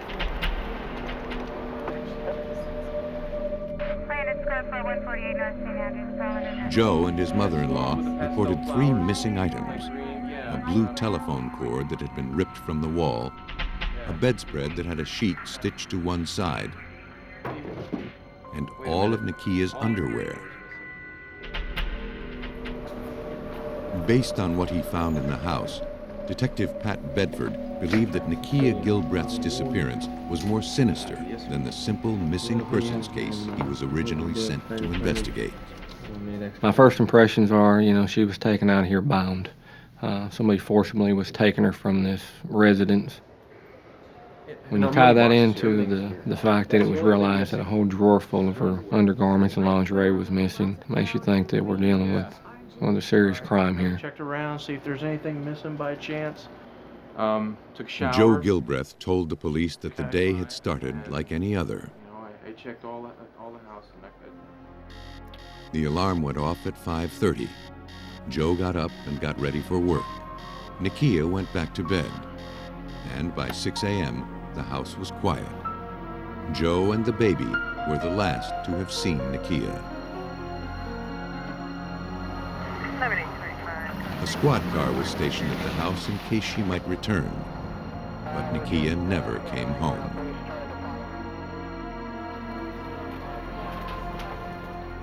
On August 18, 1989, the day after she had disappeared, the Walker County Sheriff's Department had little to go on. We got a tragedy here. We got a problem. At first, no good leads to follow up on. Her car had not been located. She had not been located. Didn't appear to have any leads from talking to neighbors and searching the immediate area. We had nothing at that point. But that soon changed when Nikia's mother found her daughter's car abandoned on a logging road a half-mile north of the Gilbreath house. Investigators hoped they'd find clues to help locate her. Technicians raised fingerprints all over the car, but they belonged to members of the Gilbreath family. Officers found indications of a second car parked next to Nikia's. It was an ominous sign, but the tire impression wasn't distinct enough to photograph or print. Nikia's mother noted that the baby quilt Nikia always kept in the back seat was missing. And that was it. Nothing at the scene offered a clue of what had happened to Nikia or where she might be now. Still, her family held out hope that she'd come back to them unharmed. Though investigators believed she was a victim of foul play, they had no evidence and no suspects. Joe had passed a polygraph indicating that he wasn't involved. All they had were a few missing items and an abandoned car, but still no sign of Nikia.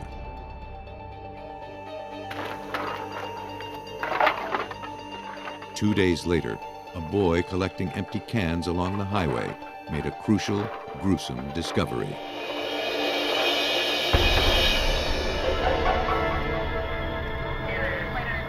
The body was too decomposed for a positive visual ID, though it was a white female about Nikia's size, with the clothes and jewelry Joe had described. Dental records confirmed everyone's worst fears. The autopsy determined that Nikia had died from asphyxiation. The examination also revealed marks around her wrists and ankles, marks that could have been made with telephone cord. But there was no other significant forensic evidence. No hairs or fibers, no fingerprints on the body. Nothing that might dictate the investigation's next step. Investigators considered a number of suspects, but none of them panned out. Leads dried up. The case went cold. Unfortunately, we were going nowhere in the case. We had no good leads, no good suspects. Any tips that we got, we did everything from roadblocks, car to car, house to house, door to door searches, searched the area thoroughly. We weren't able to really locate anything that was helping us. Several months went by and we really weren't making any progress in solving this case. You cannot let something like this go on. You've got to be able to solve this case. Then, 4 months after Nikia Gilbreath disappeared, investigators heard about a similar case in nearby Gordon County. A young woman was abducted by an intruder while her child slept. For 14 hours, he forced her to model lingerie for him and assaulted her repeatedly. Then, he brought her back home. Before police could identify the woman's assailant, the case took a bizarre turn. The investigation into the death of Nikia Gilbreath had led to a similar account of a woman's abduction. The connection was weak, but it was their only lead. 2 days after the assault, the woman's father reported to police that he saw a strange man drop off a Christmas tree at her house.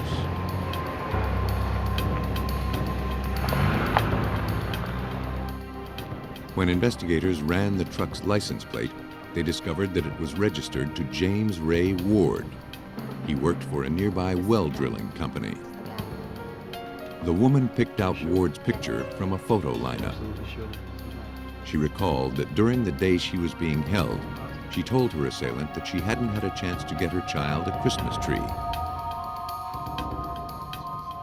Officers took Ward into custody a short time later. Ward pled guilty to rape and was just starting a 20-year prison term. In their check into his whereabouts prior to his arrest, police learned that Ward had drilled a well at the Gilbreaths a year earlier.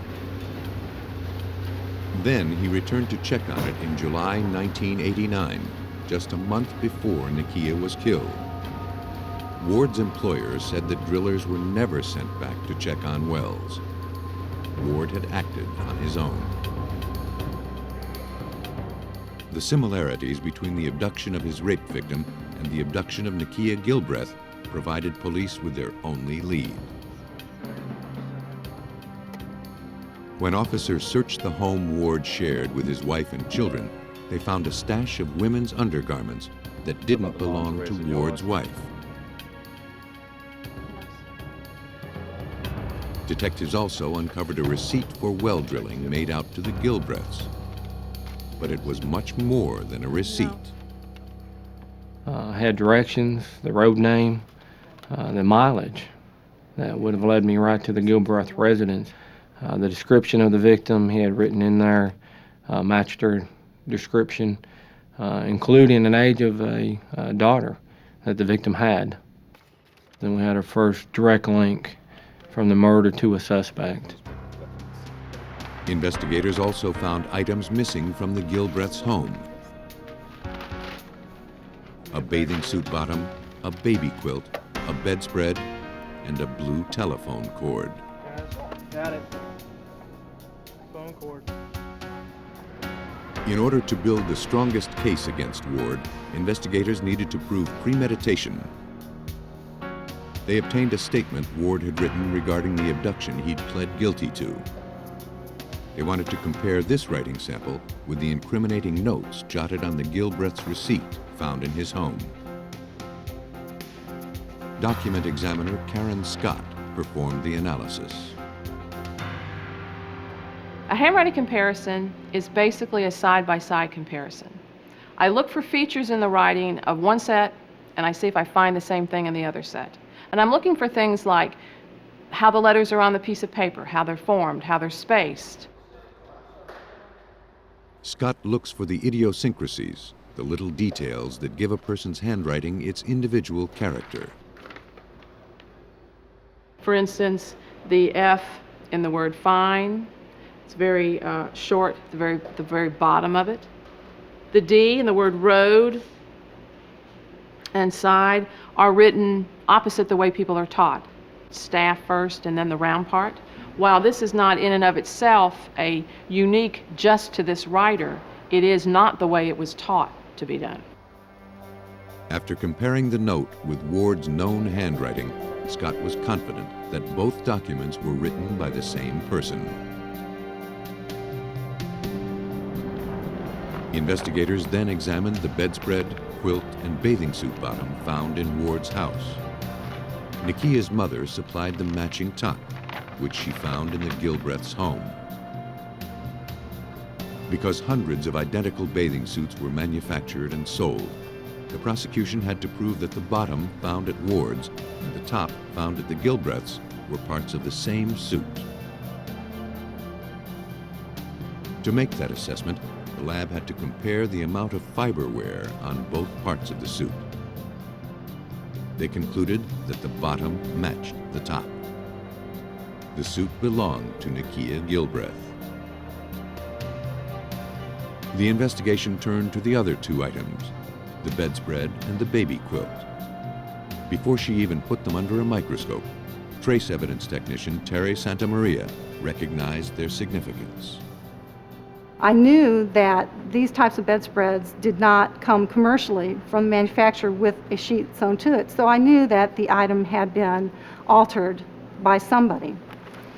After determining that, I then examined the baby quilt. When I pulled the baby quilt out, I immediately recognized that this was homemade. Santamaria called Detective Bedford. These two items, the bedspread and the blanket, were absolutely unique, one-of-a-kind items. They were a direct link from the suspect's home back to the victim. This evidence completed the case against James Ray Ward. At Ward's trial, Nikia's mother-in-law testified that she had stitched the sheet onto the bedspread to cover the rough cloth and had sewn the baby quilt for her granddaughter. The only way that they could have come into Ward's possession was if he had gone into the Gilbreath home and Nikia's car and taken them. Ward never confessed, but based on the evidence, investigators pieced together a scenario for the murder. On the morning of August 17th, Ward watched Joe Gilbreath leave for work. When he saw it was safe, he entered the Gilbreath home and abducted Nikia. I believe he pulled the telephone wires and the cord away from the wall, I believe he bound her, wrapped her in the quilt, and on the way out the door also took a drawer full of her underwear and lingerie as a trophy.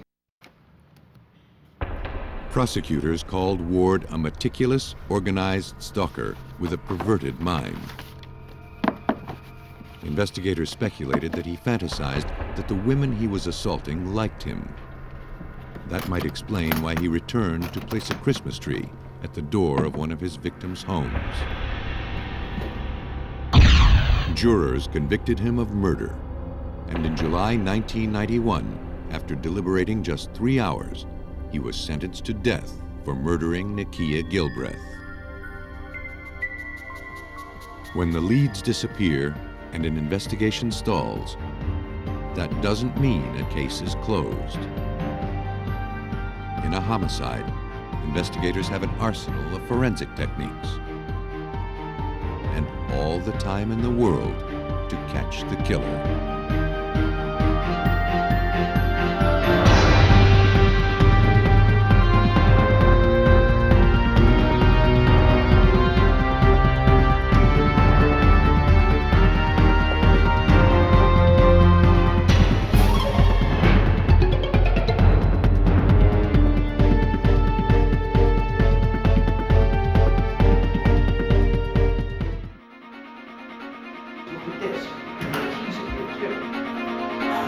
When a wealthy family is murdered in their home, it looks like a professional hit, until investigators begin to suspect it was really the work of a gifted amateur.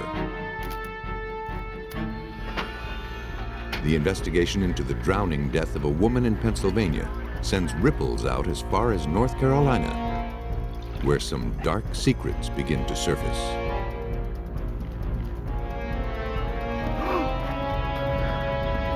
Detectives on the case of a murdered woman get more than they bargained for when they uncover a sinister family business. Every family has its problems. Every household has its secrets.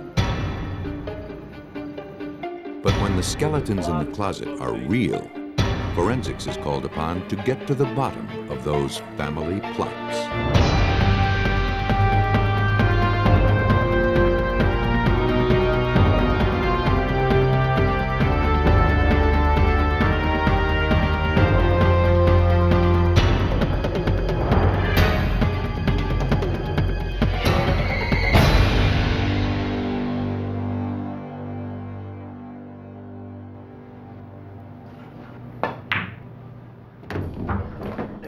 On Easter Sunday, 1992, the Ewell family was wrapping up a weekend getaway at their beach house. Dana, a 20-year-old college student, bade farewell to his older sister Tiffany and his parents, Dale and Glee. Dana stayed behind to spend the evening with his girlfriend's family, while the others made the 200-mile trek back to Fresno.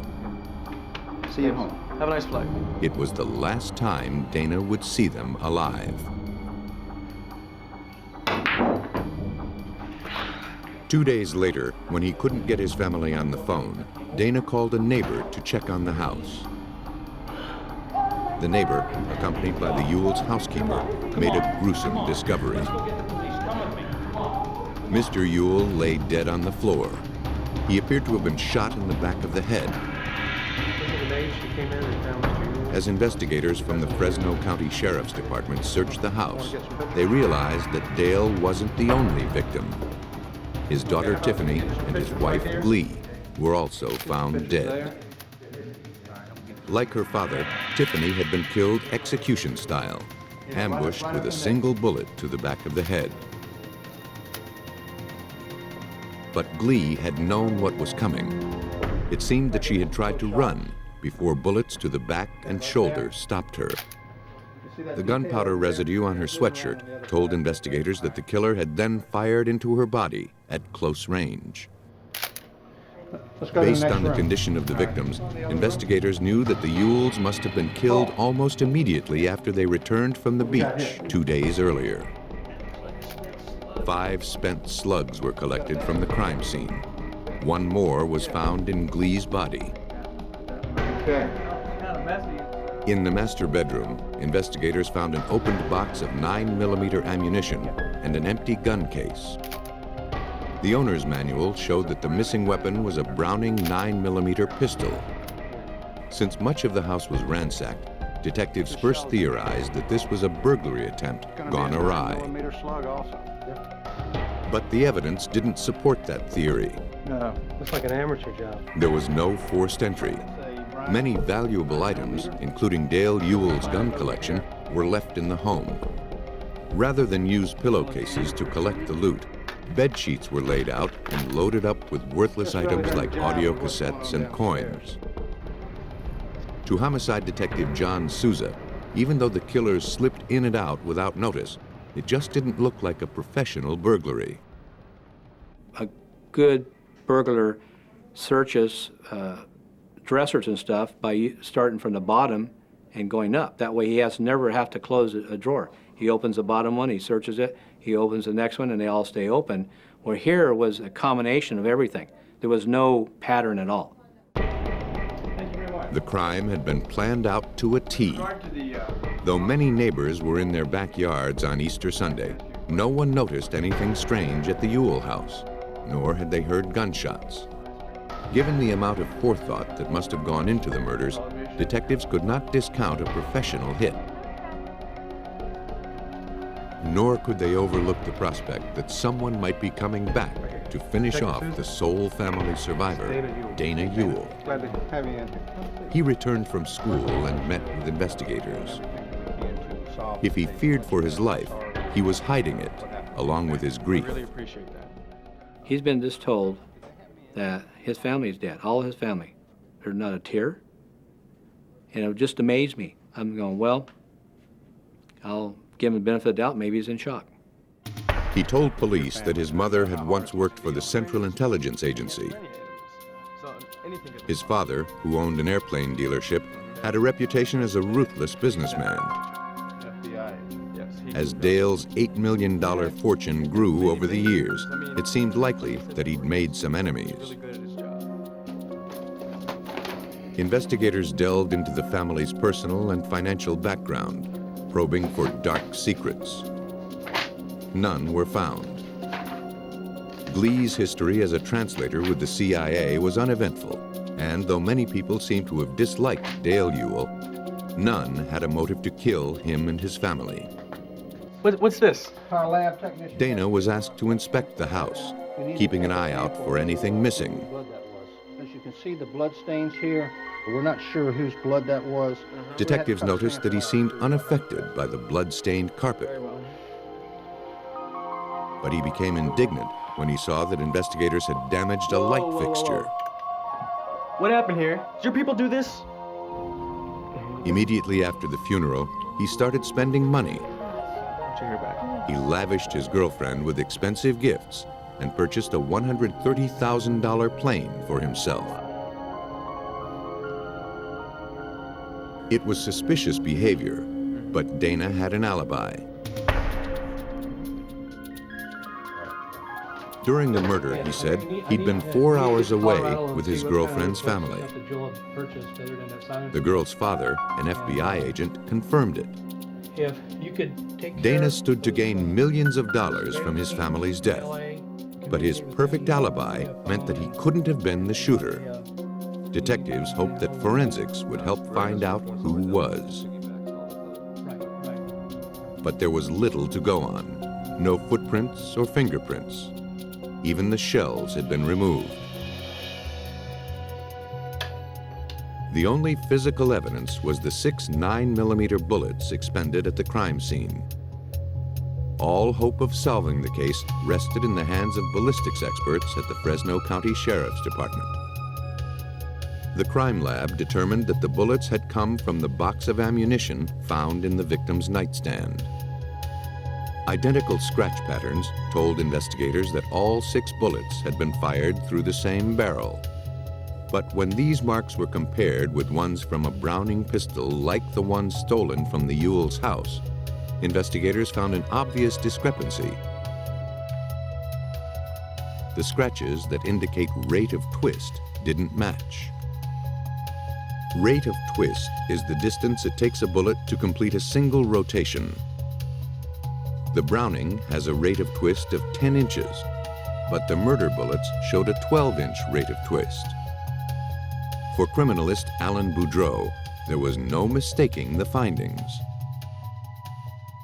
To me, that finished the issue. It's not a Browning pistol that fired the murder bullets. But these weren't the only marks on the slugs. Each of the 6 bullets bore deep scratches. Boudreau was puzzled by these peculiar marks. I'd never really seen anything like that before, although I had about 24, 25 years experience. Enlargements of the bullet markings were sent to law enforcement labs throughout the country, but none was familiar with the etchings or the unusual rate of twist. 6 bullets had been fired, yet no one had heard shots. Unusual gun barrel marks had etched a mysterious signature onto the resulting slugs. This suggested that the weapon had been modified, perhaps by a silencer. But the sheriff's department had little experience with them. I've never come across where someone had used a silencer. Silencers are not, I mean, they're used and you see them on TV a lot, but I think it's more movie drama than actually in real life. Silencers are not used in crimes, and so that was kind of unusual in itself. Before, Souza had only theorized that murder was the motivation. If a silencer had been used, he now had the physical proof. You got a silencer, you got a killer that came to the house to kill people. That was the sole purpose. After their ballistics analysis, investigators studied the microscopic residue from Glee's sweatshirt. It's common to find gunmetal residue near close-range shots, but this one contained an unusual mix of rubber, steel wool, and bright yellow fibers. The forensics team couldn't identify the source of these materials, but knew that they had somehow been used to modify the weapon. Their findings corroborated the silencer theory.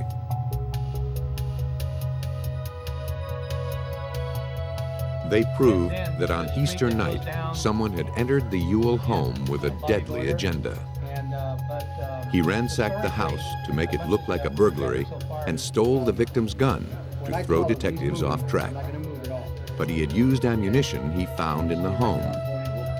And that meant the killer would have had to know there was a box of 9mm ammunition stashed in Dale Ewell's nightstand. Only a handful of people had intimate knowledge of the house, and 3 of them were dead. Detectives probed more deeply into Dana's background. College classmates at Santa Clara described him as a preppy, clean-cut loner, obsessed with wealth. So it was odd, they thought, that he'd been best friends with a student named Joel Radovsich, who was nearly kicked out of school for stealing furniture. Joel seemed defensive with investigators. He told them that he barely knew Dana. His whereabouts on Easter Sunday could not be confirmed. Look, I already told y'all I know. I don't know anything about it. Surveillance on Dana showed that Joel moved into the Ewell home 2 months after the murders and lived there until the following October. During that time, Dana paid his friends bills and treated him to thousands of dollars worth of helicopter lessons. Yet when Dana was asked about Joel, he denied knowing him. Detectives had caught both young men in a bald-faced lie. They needed to find out what else they might be lying about.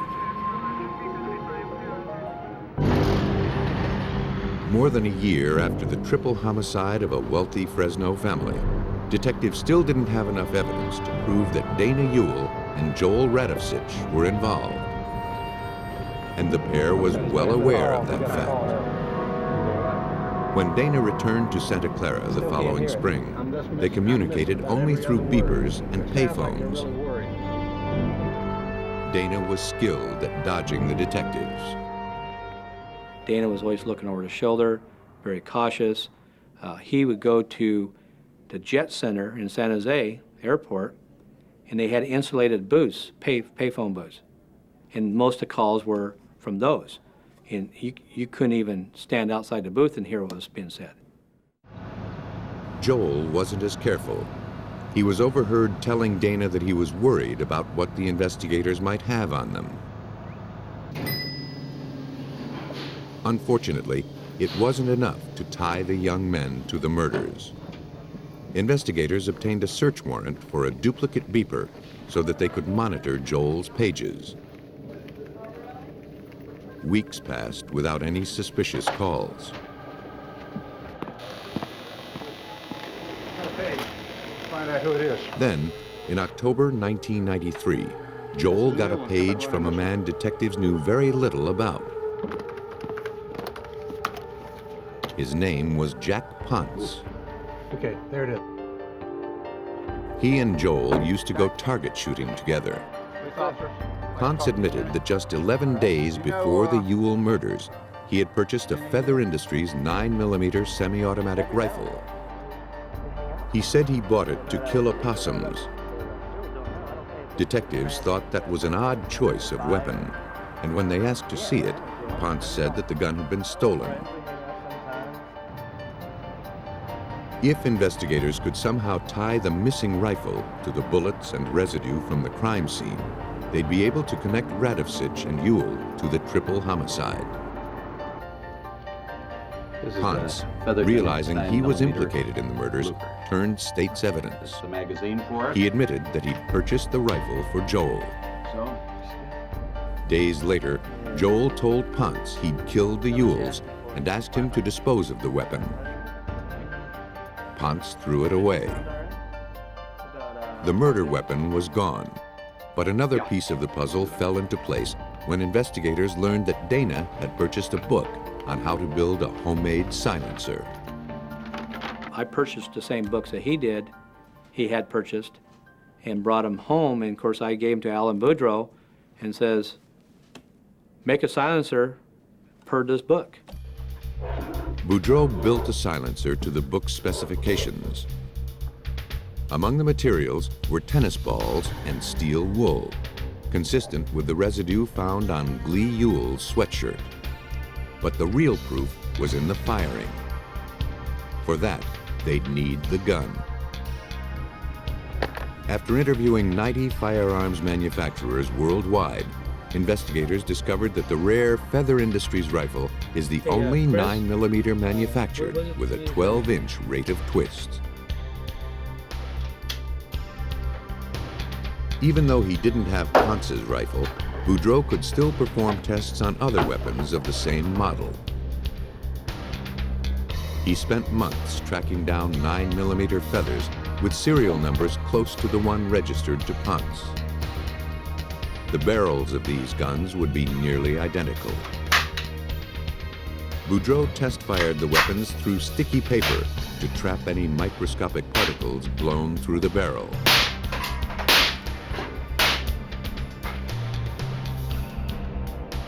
This trace evidence was compared to the residue found on Glee Ewell's clothing. The unusual yellow fibers, the rubber particles, and the steel wool were an exact match. And it was not difficult to reasonably conclude, yes, there is tennis ball material on Mrs. Ewell's sweatshirt, and it's consistent with the silencer that I constructed based on the information from Detective Souza. The test bullets closely matched the characteristics of the murder bullets. The rate of twist was correct. The deep scratches were nearly identical to the murder bullets. And finally, the gun extruded the same residue as was found near Glee Ewell. No other type of weapon could have matched so closely. In March 1995, nearly 2 years after the murders, arrest warrants were obtained for Dana Ewell and Joel Radovsich. Here's the plan. Based on their extensive investigation, detectives had finally pieced together the whole story. Hungry for his father's fortune, Dana conspired with Joel a year in advance to shoot his family and make it look like a burglary. In exchange, Dana would split the $8 million inheritance with him.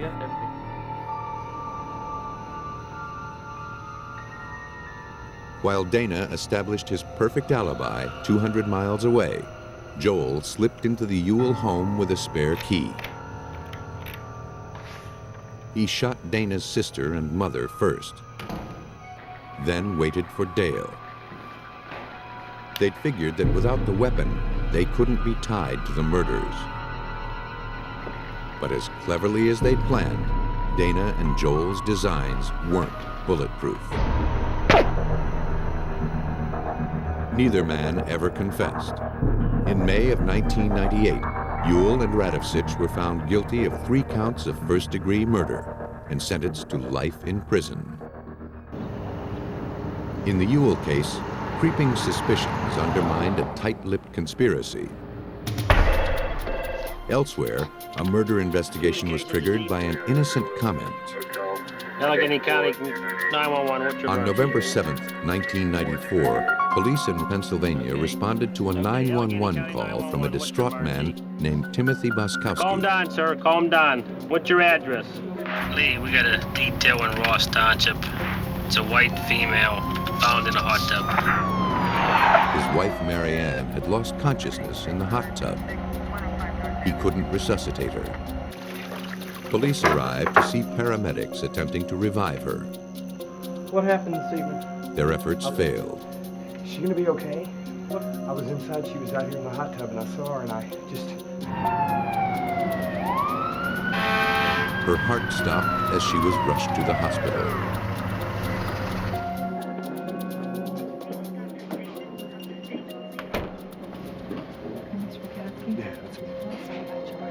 The 35-year-old woman was pronounced dead on arrival. She had a .22 concentration of alcohol in her bloodstream. I'm sure you did, man. I do appreciate it. More than twice the legal limit for intoxication. Were you aware that my wife drank? Boskowski told the nurse that Mary Ann had been a heavy drinker and that he blamed the drowning on her alcoholism. Down some, and she just wouldn't. You got it? In Allegheny County, cases of accidental death are police matters, so technicians processed the scene. Investigators questioned Boskowski's parents, who'd been called over to babysit while Timothy was at the hospital. Okay, well... It's a shock. It's really a shock. Boskowski's father made the comment that this wasn't the first time their son had endured such a tragedy. His first wife, Elaine, had died 4 years earlier, nearly to the day. When Boskowski returned from the hospital, investigators were waiting for him. Boskowski described the incident. Throughout the day and into the evening, he estimated that Mary Ann drank between 13 and 15 cans of beer. Around 11:30 that night, the couple downed a bottle of wine. Mary Ann was an alcoholic, her husband said. Boskowski claimed that Mary Ann stayed in the hot tub after he got out.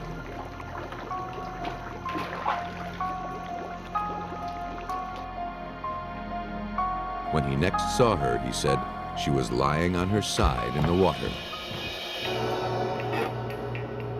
Detectives searched the house. They found beer in the refrigerator and a bin of empty cans. But these cans were completely dry inside and had obviously been collected over several days. Cans that had been opened that evening would have still held some liquid. The evidence contradicted Boskowski's claim that Mary Ann had consumed beer after beer well into the evening. They also learned that a friend of Mary Ann's had spoken to her on the telephone for an hour and a half earlier that afternoon. The friend said that Mary Ann didn't seem drunk. The more detectives learned, the more they suspected that Mrs. Boskowski's death was no accident, but a case of deadly déjà vu. If Mary Ann Boskowski was murdered in her hot tub, detectives in Pennsylvania had very little physical evidence to prove it. There was no sign of violence found in or around the tub. All they really had were some conflicting statements. Timothy Baskowski agreed to go down to the police station for further questioning. To Detective Jimmy Svedek, his exacting account seemed staged. One of the things, he was so consistent with his times, too consistent. 10 to 1, I did this. Mary Ann did this at 8 minutes to 1. 5 after 1, I was putting on my shoes. In this interview with you this afternoon, is that okay? Yeah. While Baskowski was relating his story, detectives observed a scratch on his neck. Could you tell me how you got that? My wife and I went on a cruise, and They asked him to remove his shirt. Take a look at that? Sure. We may even want to take a picture of it. On his back, they saw a pattern of scratches. Baskowski explained that he and Mary Ann had been on a cruise recently. While in the tub, he had asked her to scratch his sunburned back. Given the suspect's pale skin and the deep gouges, the explanation seemed implausible. Okay, that's some scratches there, Tim. These looked like marks from a struggle.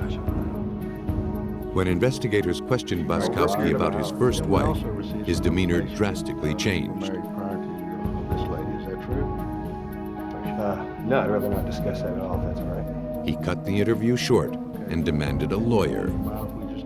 Without enough information to detain him, he was free to go. Investigators immediately contacted law enforcement in Greensboro, North Carolina, where Baskowski and his first wife had lived. They uncovered some uncanny similarities between the two Mrs. Baskowskis. Baskowski had met both wives, Mary Ann and Elaine, in church singles groups. Okay, you looked at this already? Yeah, I looked at it. All right. I thought she was... Yeah, she Both worked as religious school teachers. Yeah. They were the exact same weight. Even more chilling were the similarities between their deaths.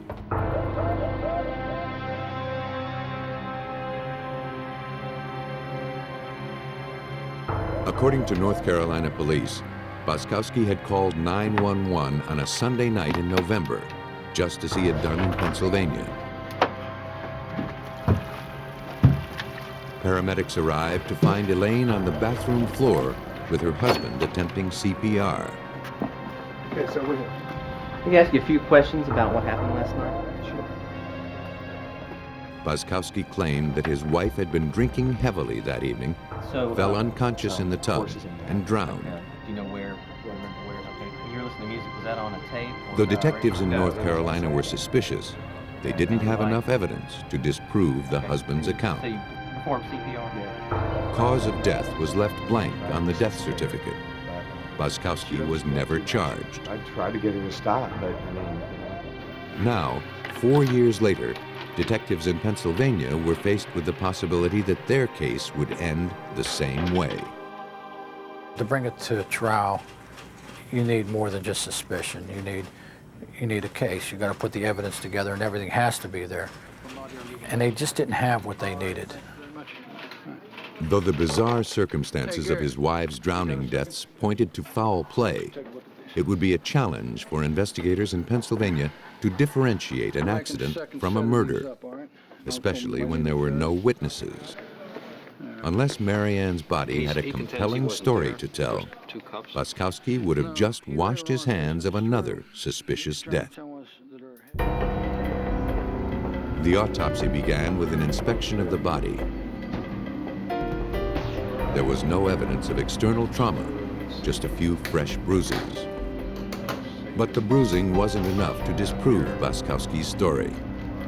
The paramedics might have caused them. The body was next examined for signs of drowning. To Allegheny County Coroner Cyril Wett, it was evident that something had cut off Mary Ann's breathing, but it wasn't water. These lungs were not wet and heavy at all. And if she had drowned in this tub, I believe that there certainly would have been a fair amount of water into the lungs. The victim had sustained hemorrhages in her eye and the back of her tongue. The muscle tissue of her neck had sustained deep bruising. All of these were telltale signs of death by strangulation. The coroner concluded that after a rough struggle, someone had wrapped his hands around the victim's neck and squeezed the life out of her. The findings in Pennsylvania caught the attention of John Butts, Chief Medical Examiner of North Carolina.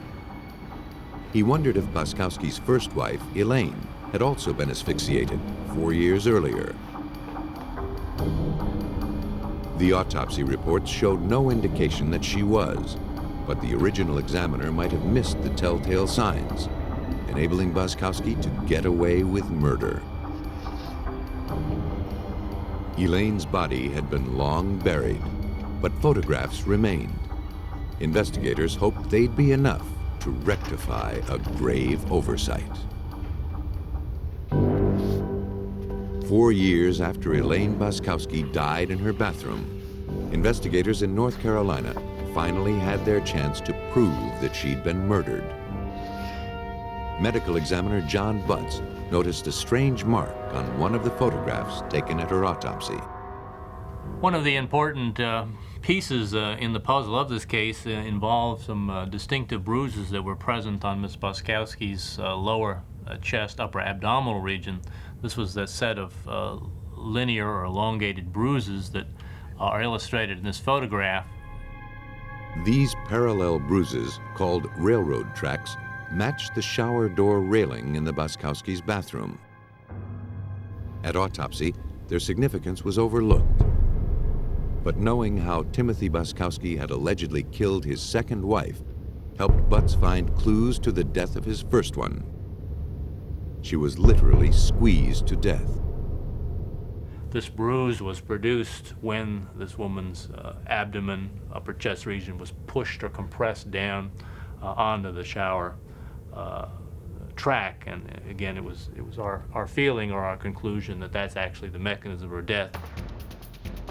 Based on what North Carolina investigators had turned up, detectives in Pennsylvania looked for more similarities between the two cases. They learned that both of Boskowski's wives were planning to leave the marriage.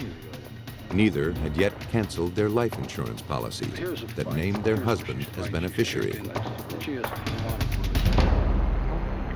It seemed Boskowski felt that killing his wife would solve his financial and romantic problems.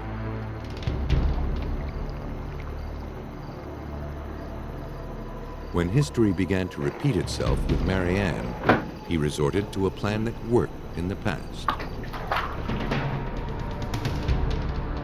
Thanks to the astute work of investigators in North Carolina and Pennsylvania, the staged drowning of his second wife would be Boskowski's last. In 1996, he was convicted of the murder of Elaine. In 1999, he was sentenced to death for the murder of Mary Ann. Timothy Boskowski's murderous past eventually caught up with him. In New Jersey, police again would have to look backward to solve a death in the family. Early Saturday, March 4th, 1995, a jogger was having a run through East Side Park while most of Paterson, New Jersey still slept. One of its residents had apparently chosen to sleep practically on the jogging path. Hey, buddy, you all right? Only a pair of feet stuck out of the sleeping bag. The jogger wondered how the person could breathe and realized the occupant wasn't breathing at all. Police confirmed that the body in the bag was deceased. They interviewed the jogger and fanned out to look for evidence of a possible homicide. The victim was a young female, 18 to 24. She'd been beaten. The sleeping bag interior was blood-stained, but not soap, suggesting she was stuffed into it afterward, probably to move her to this spot.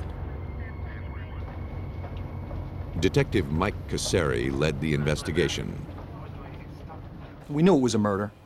We knew that wasn't the original scene. It was just that we were trying to figure out who did it, and that's where the whole thing started. Most every homicide investigation begins with the victim. In this case, she had no identity. The cause of death was blunt force trauma to the head. The medical examiner found no sign of sexual assault. The blood-stained portions of her clothes were carefully cut away, and the blood tested against the victim's own. If some of it didn't match, investigators hoped that it could be used against a suspected culprit. But all the stains matched the victim's blood. They found neither hide nor hair of any potential suspect. At the New Jersey State Identification Bureau, the victim's fingerprints were run through AFIS, the Automated Fingerprint Identification System. It compares prints from police files all over the country. Within hours, it found a match right in New Jersey. The victim was 18-year-old Tara Carter. Her prints were on file because she had once been arrested for shoplifting. Her parents had moved out of state, but police found her closest relative, her sister. They brought a photo of the victim. See if you see anybody you recognize. A friend came to help because she couldn't bring herself to look at it. Yeah, I recognize her. They made the ID. Now there was no doubt. Sure? Tara Carter was dead. Police learned that Tara said she was going to spend the weekend with her boyfriend. He went by the name Original. She didn't know his real name or where to find him. She also said that Tara had been living with a family friend, a widow named Celestine Payne, and her children. They might know more. Payne lived in a nearby neighborhood where she occasionally rented rooms in her house. Police paid her a visit. Celestine offered to help in any way that she could. She directed us to the bedroom area where Tara slept with her two daughters. And myself and Detective Reyes looked around. You know, it's common to look for phone books or anything with possible, you know, names of friends or anything, because we had nothing. We didn't have anything to go on to solve this crime at that point. Oh, no. Wendy. Can't take that. Tara Carter was treated like a member of Payne's family. She was the best friend of Celestine's daughter, Wendy, with whom she shared the room until Wendy moved to South Carolina. Got this carpet for Detectives looked in the closet where Tara kept her belongings. Yeah, that's all I know. They found nothing to indicate she was in any kind of trouble with her mysterious boyfriend or with anyone else. When Payne could offer no new information about the victim's boyfriend, Original, police put the word out that they needed to speak with him. In the meantime, they looked for more information about the victim. Payne directed them to the basement, where more of Tara's things were stored. You know, I think Tara told me. They didn't know what they were looking for until they found it. In one area, drops of blood dotted the basement floor. Detective Reyes automatically told Miss Payne not to touch anything, you know, that it's possible that the crime happened here. And she, again, said, well, if it happened here, I want to know about it. This is my house. See these drops right here? The amount and position of the blood droplets raised suspicions, but didn't suggest that this was the murder scene. Investigators weren't sure what the drops meant. And you could see a dripping stain coming down from the rafter. Directly below it was a stain of blood, which indicated that it's possible blood may have dripped from the upstairs into the basement. You need to go back upstairs and look in there. Celestine Payne gave her consent to a more thorough search of her house. She said, I want to know about it. Whatever it takes to figure out, you guys do what you got to do. While the forensics team was dispatched, detectives continued their investigation. They headed back to the victim's closet, which turned out to be directly over the blood-stained beams. They found blood on the wall and floor of the closet, along with blood-stained women's underwear and other garments. It looked like bloody murder. But investigators had to be sure. Can you hand me the club bar, please? Samples were collected and sent to the New Jersey State Police Central Lab, where genetic markers in the blood were scrutinized. These proteins, inherited from our parents, don't change. Though not as precise as DNA testing, genetic marker testing is often sufficient because certain markers are more rare than others. Senior forensic scientist Cynthia McSweeney analyzed the samples from the closet. And I was able to determine that this blood stain was consistent with only 3% of the black population. That 3% included the victim, Tara Carter.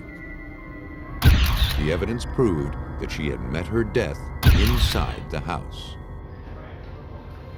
Well, we just got a few questions. Celestine Payne accompanied detectives to the station for questioning. She told them that she last saw the victim at 11 a.m. on Friday, March 3rd, the day before her body was found. Tara said she was going to run errands. Celestine and her son had errands of their own to run and were gone most of the day. How did he get out in the backyard? When Celestine returned, a man named Charlie Pincham was waiting on the porch. Pincham used to date Celestine's daughter, Wendy, before she moved away. And he was in the habit of stopping by Celestine's house and hanging out. She didn't know where he lived. Because he might have committed the crime while the Paynes were away, Charlie Pincham's name was added to the suspects list. While Celestine answered questions, investigators combed her house for more clues. Besides the bedroom closet, traces of blood were found in the kitchen. The drain pipes were removed and the traps emptied to see what might have accumulated there. Almost 100 articles of evidence from there, including blood drippings, swabbings. Took the sink apart and removed, later turned out to be skull fragments inside the sink trap, the toilet. There was some hair and matter found inside there. From there, the whole thing exploded. The investigation took off. By now, the victim's boyfriend, Original, heard police were looking for him and presented himself, along with an alibi. He was off the suspects list, at least for now. That left the equally mysterious Charlie Pincham and the grieving Celestine Payne. But detectives didn't know where Charlie Pincham was, and the forensic evidence didn't necessarily place Celestine Payne at the scene when the murder occurred. This wasn't the first time police had been to Payne's house. While reviewing the case, Detective Sergeant Ronald Humphrey remembered a prior incident. There was a guy stabbed maybe about a year and a half before that, Eugene Cooper. I remember Eugene living there, but I never got to interview him. He was in intensive care unit at the hospital on a stab wound, and we couldn't get to speak to him. Upon Cooper's release from the hospital, he refused to press charges and disappeared. Now, 18 months later, detectives tracked Eugene Cooper down to see if there was a connection. Cooper told them that while he lived in the house, Celestine wanted him to sign his life insurance policy over to her. He didn't do it, but let on that he had. Soon after, Charlie Pincham attacked him. He said that at the time he got stabbed, Charlie was the one that stabbed him, and Celestine Payne that put him up to it. Cooper didn't go to the police because he was frightened and wanted to put the whole ugly incident behind him. He picked out Pincham's photo from some mugshots. Because Cooper implicated him in this stabbing, it was more important than ever to locate him. Now that Eugene Cooper was talking, he had a lot more to say. And the case took another unexpected twist. He told police that Celestine had set several fires at her house for the insurance money. He also admitted that he helped Celestine move a body, but it wasn't the body of Tara Carter. Tara Carter had been found dead in a sleeping bag, and the investigation into her murder began to disclose other skeletons in Celestine Payne's closet. Hey, honey. According to Eugene Cooper, the death of Celestine's husband, Alfonso, years earlier, may not have been accidental. Prior to his death, Alfonso Payne had been suffering from severe hypertension and gout. He was being cared for by his wife, Celestine. In 1991, his body was found in a field across town. At the time, Alfonso's death was considered to be accidental, that he was doing drugs, wandered away, and collapsed. Now, 3.5 years later, Eugene Cooper told New Jersey police that he'd helped Celestine and her children dump Alfonso Payne's body on the other side of town. With Cooper's new information, detectives pulled Alfonso's medical records and autopsy report. They found that before his death, he had been too ill to even get out of bed, let alone get across town. The autopsy showed that the drugs in his system at the time of death weren't those prescribed for his medical condition, but high dosages of 5 kinds of tranquilizers and antidepressants, all prescribed for Celestine. Hey, can you lift the bed up? Yeah, sure.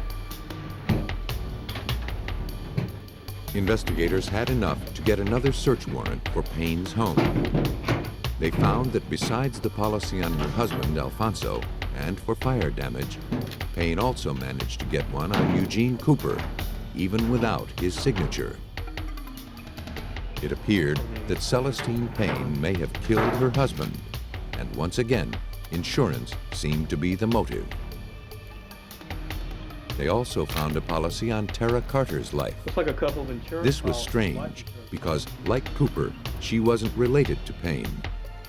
The policy provided a possible motive, Eugene Cooper, I don't but not enough evidence to arrest Celestine for murder. You have the right to talk to a lawyer and have him present with you while you're being questioned. By this time, Charlie Pincham had been found and arrested for stabbing Eugene Cooper. Eventually, he admitted to it, saying that Celestine Payne put him up to it. Then, investigators asked him what he knew about the Tara Carter murder. He said he was there and tried to stop it, but Celestine Payne killed her. Afterward, he admitted helping her move the body, using a car she rented. They had what they needed to arrest Celestine Payne. Put your hands behind your back. Then they tracked down the rental car. Cynthia McSweeney tested the trunk for traces of blood and found nothing. But her job wasn't finished. Her tests of the liner below the trunk carpet yielded different results. When I analyzed the liner and did get a positive result, I began to think that perhaps the person had tried to clean up the area but had not done a thorough job. As before, a genetic marker analysis of the blood proved it belonged to the victim, Tara Carter. Its presence in the trunk of a car rented by Celestine Payne linked the suspect to the crime. You've got a pretty good racket. Despite the evidence, she flatly denied any wrongdoing. I know he lied. Like many women who kill, she hoped her charm could mask her guilt. Detective Michael Casari didn't buy it. Celestine was a devious woman. She would look at you and say, "Child, I didn't do this murder," and almost melt into you. You know, I had nothing to do with this. I would never hurt anybody. And she's using her kids to kill people, including her own father. She's killing her friends. She's killing family people. She's evil. That's only one word to put, an evil woman. She passed that evil on to her daughter. Oh, no, thank you. Investigators learned that while Wendy pretended to be Tara's best friend, she also pretended to be Tara, at least long enough to sign a life insurance policy in Tara Carter's name. Oh, yeah.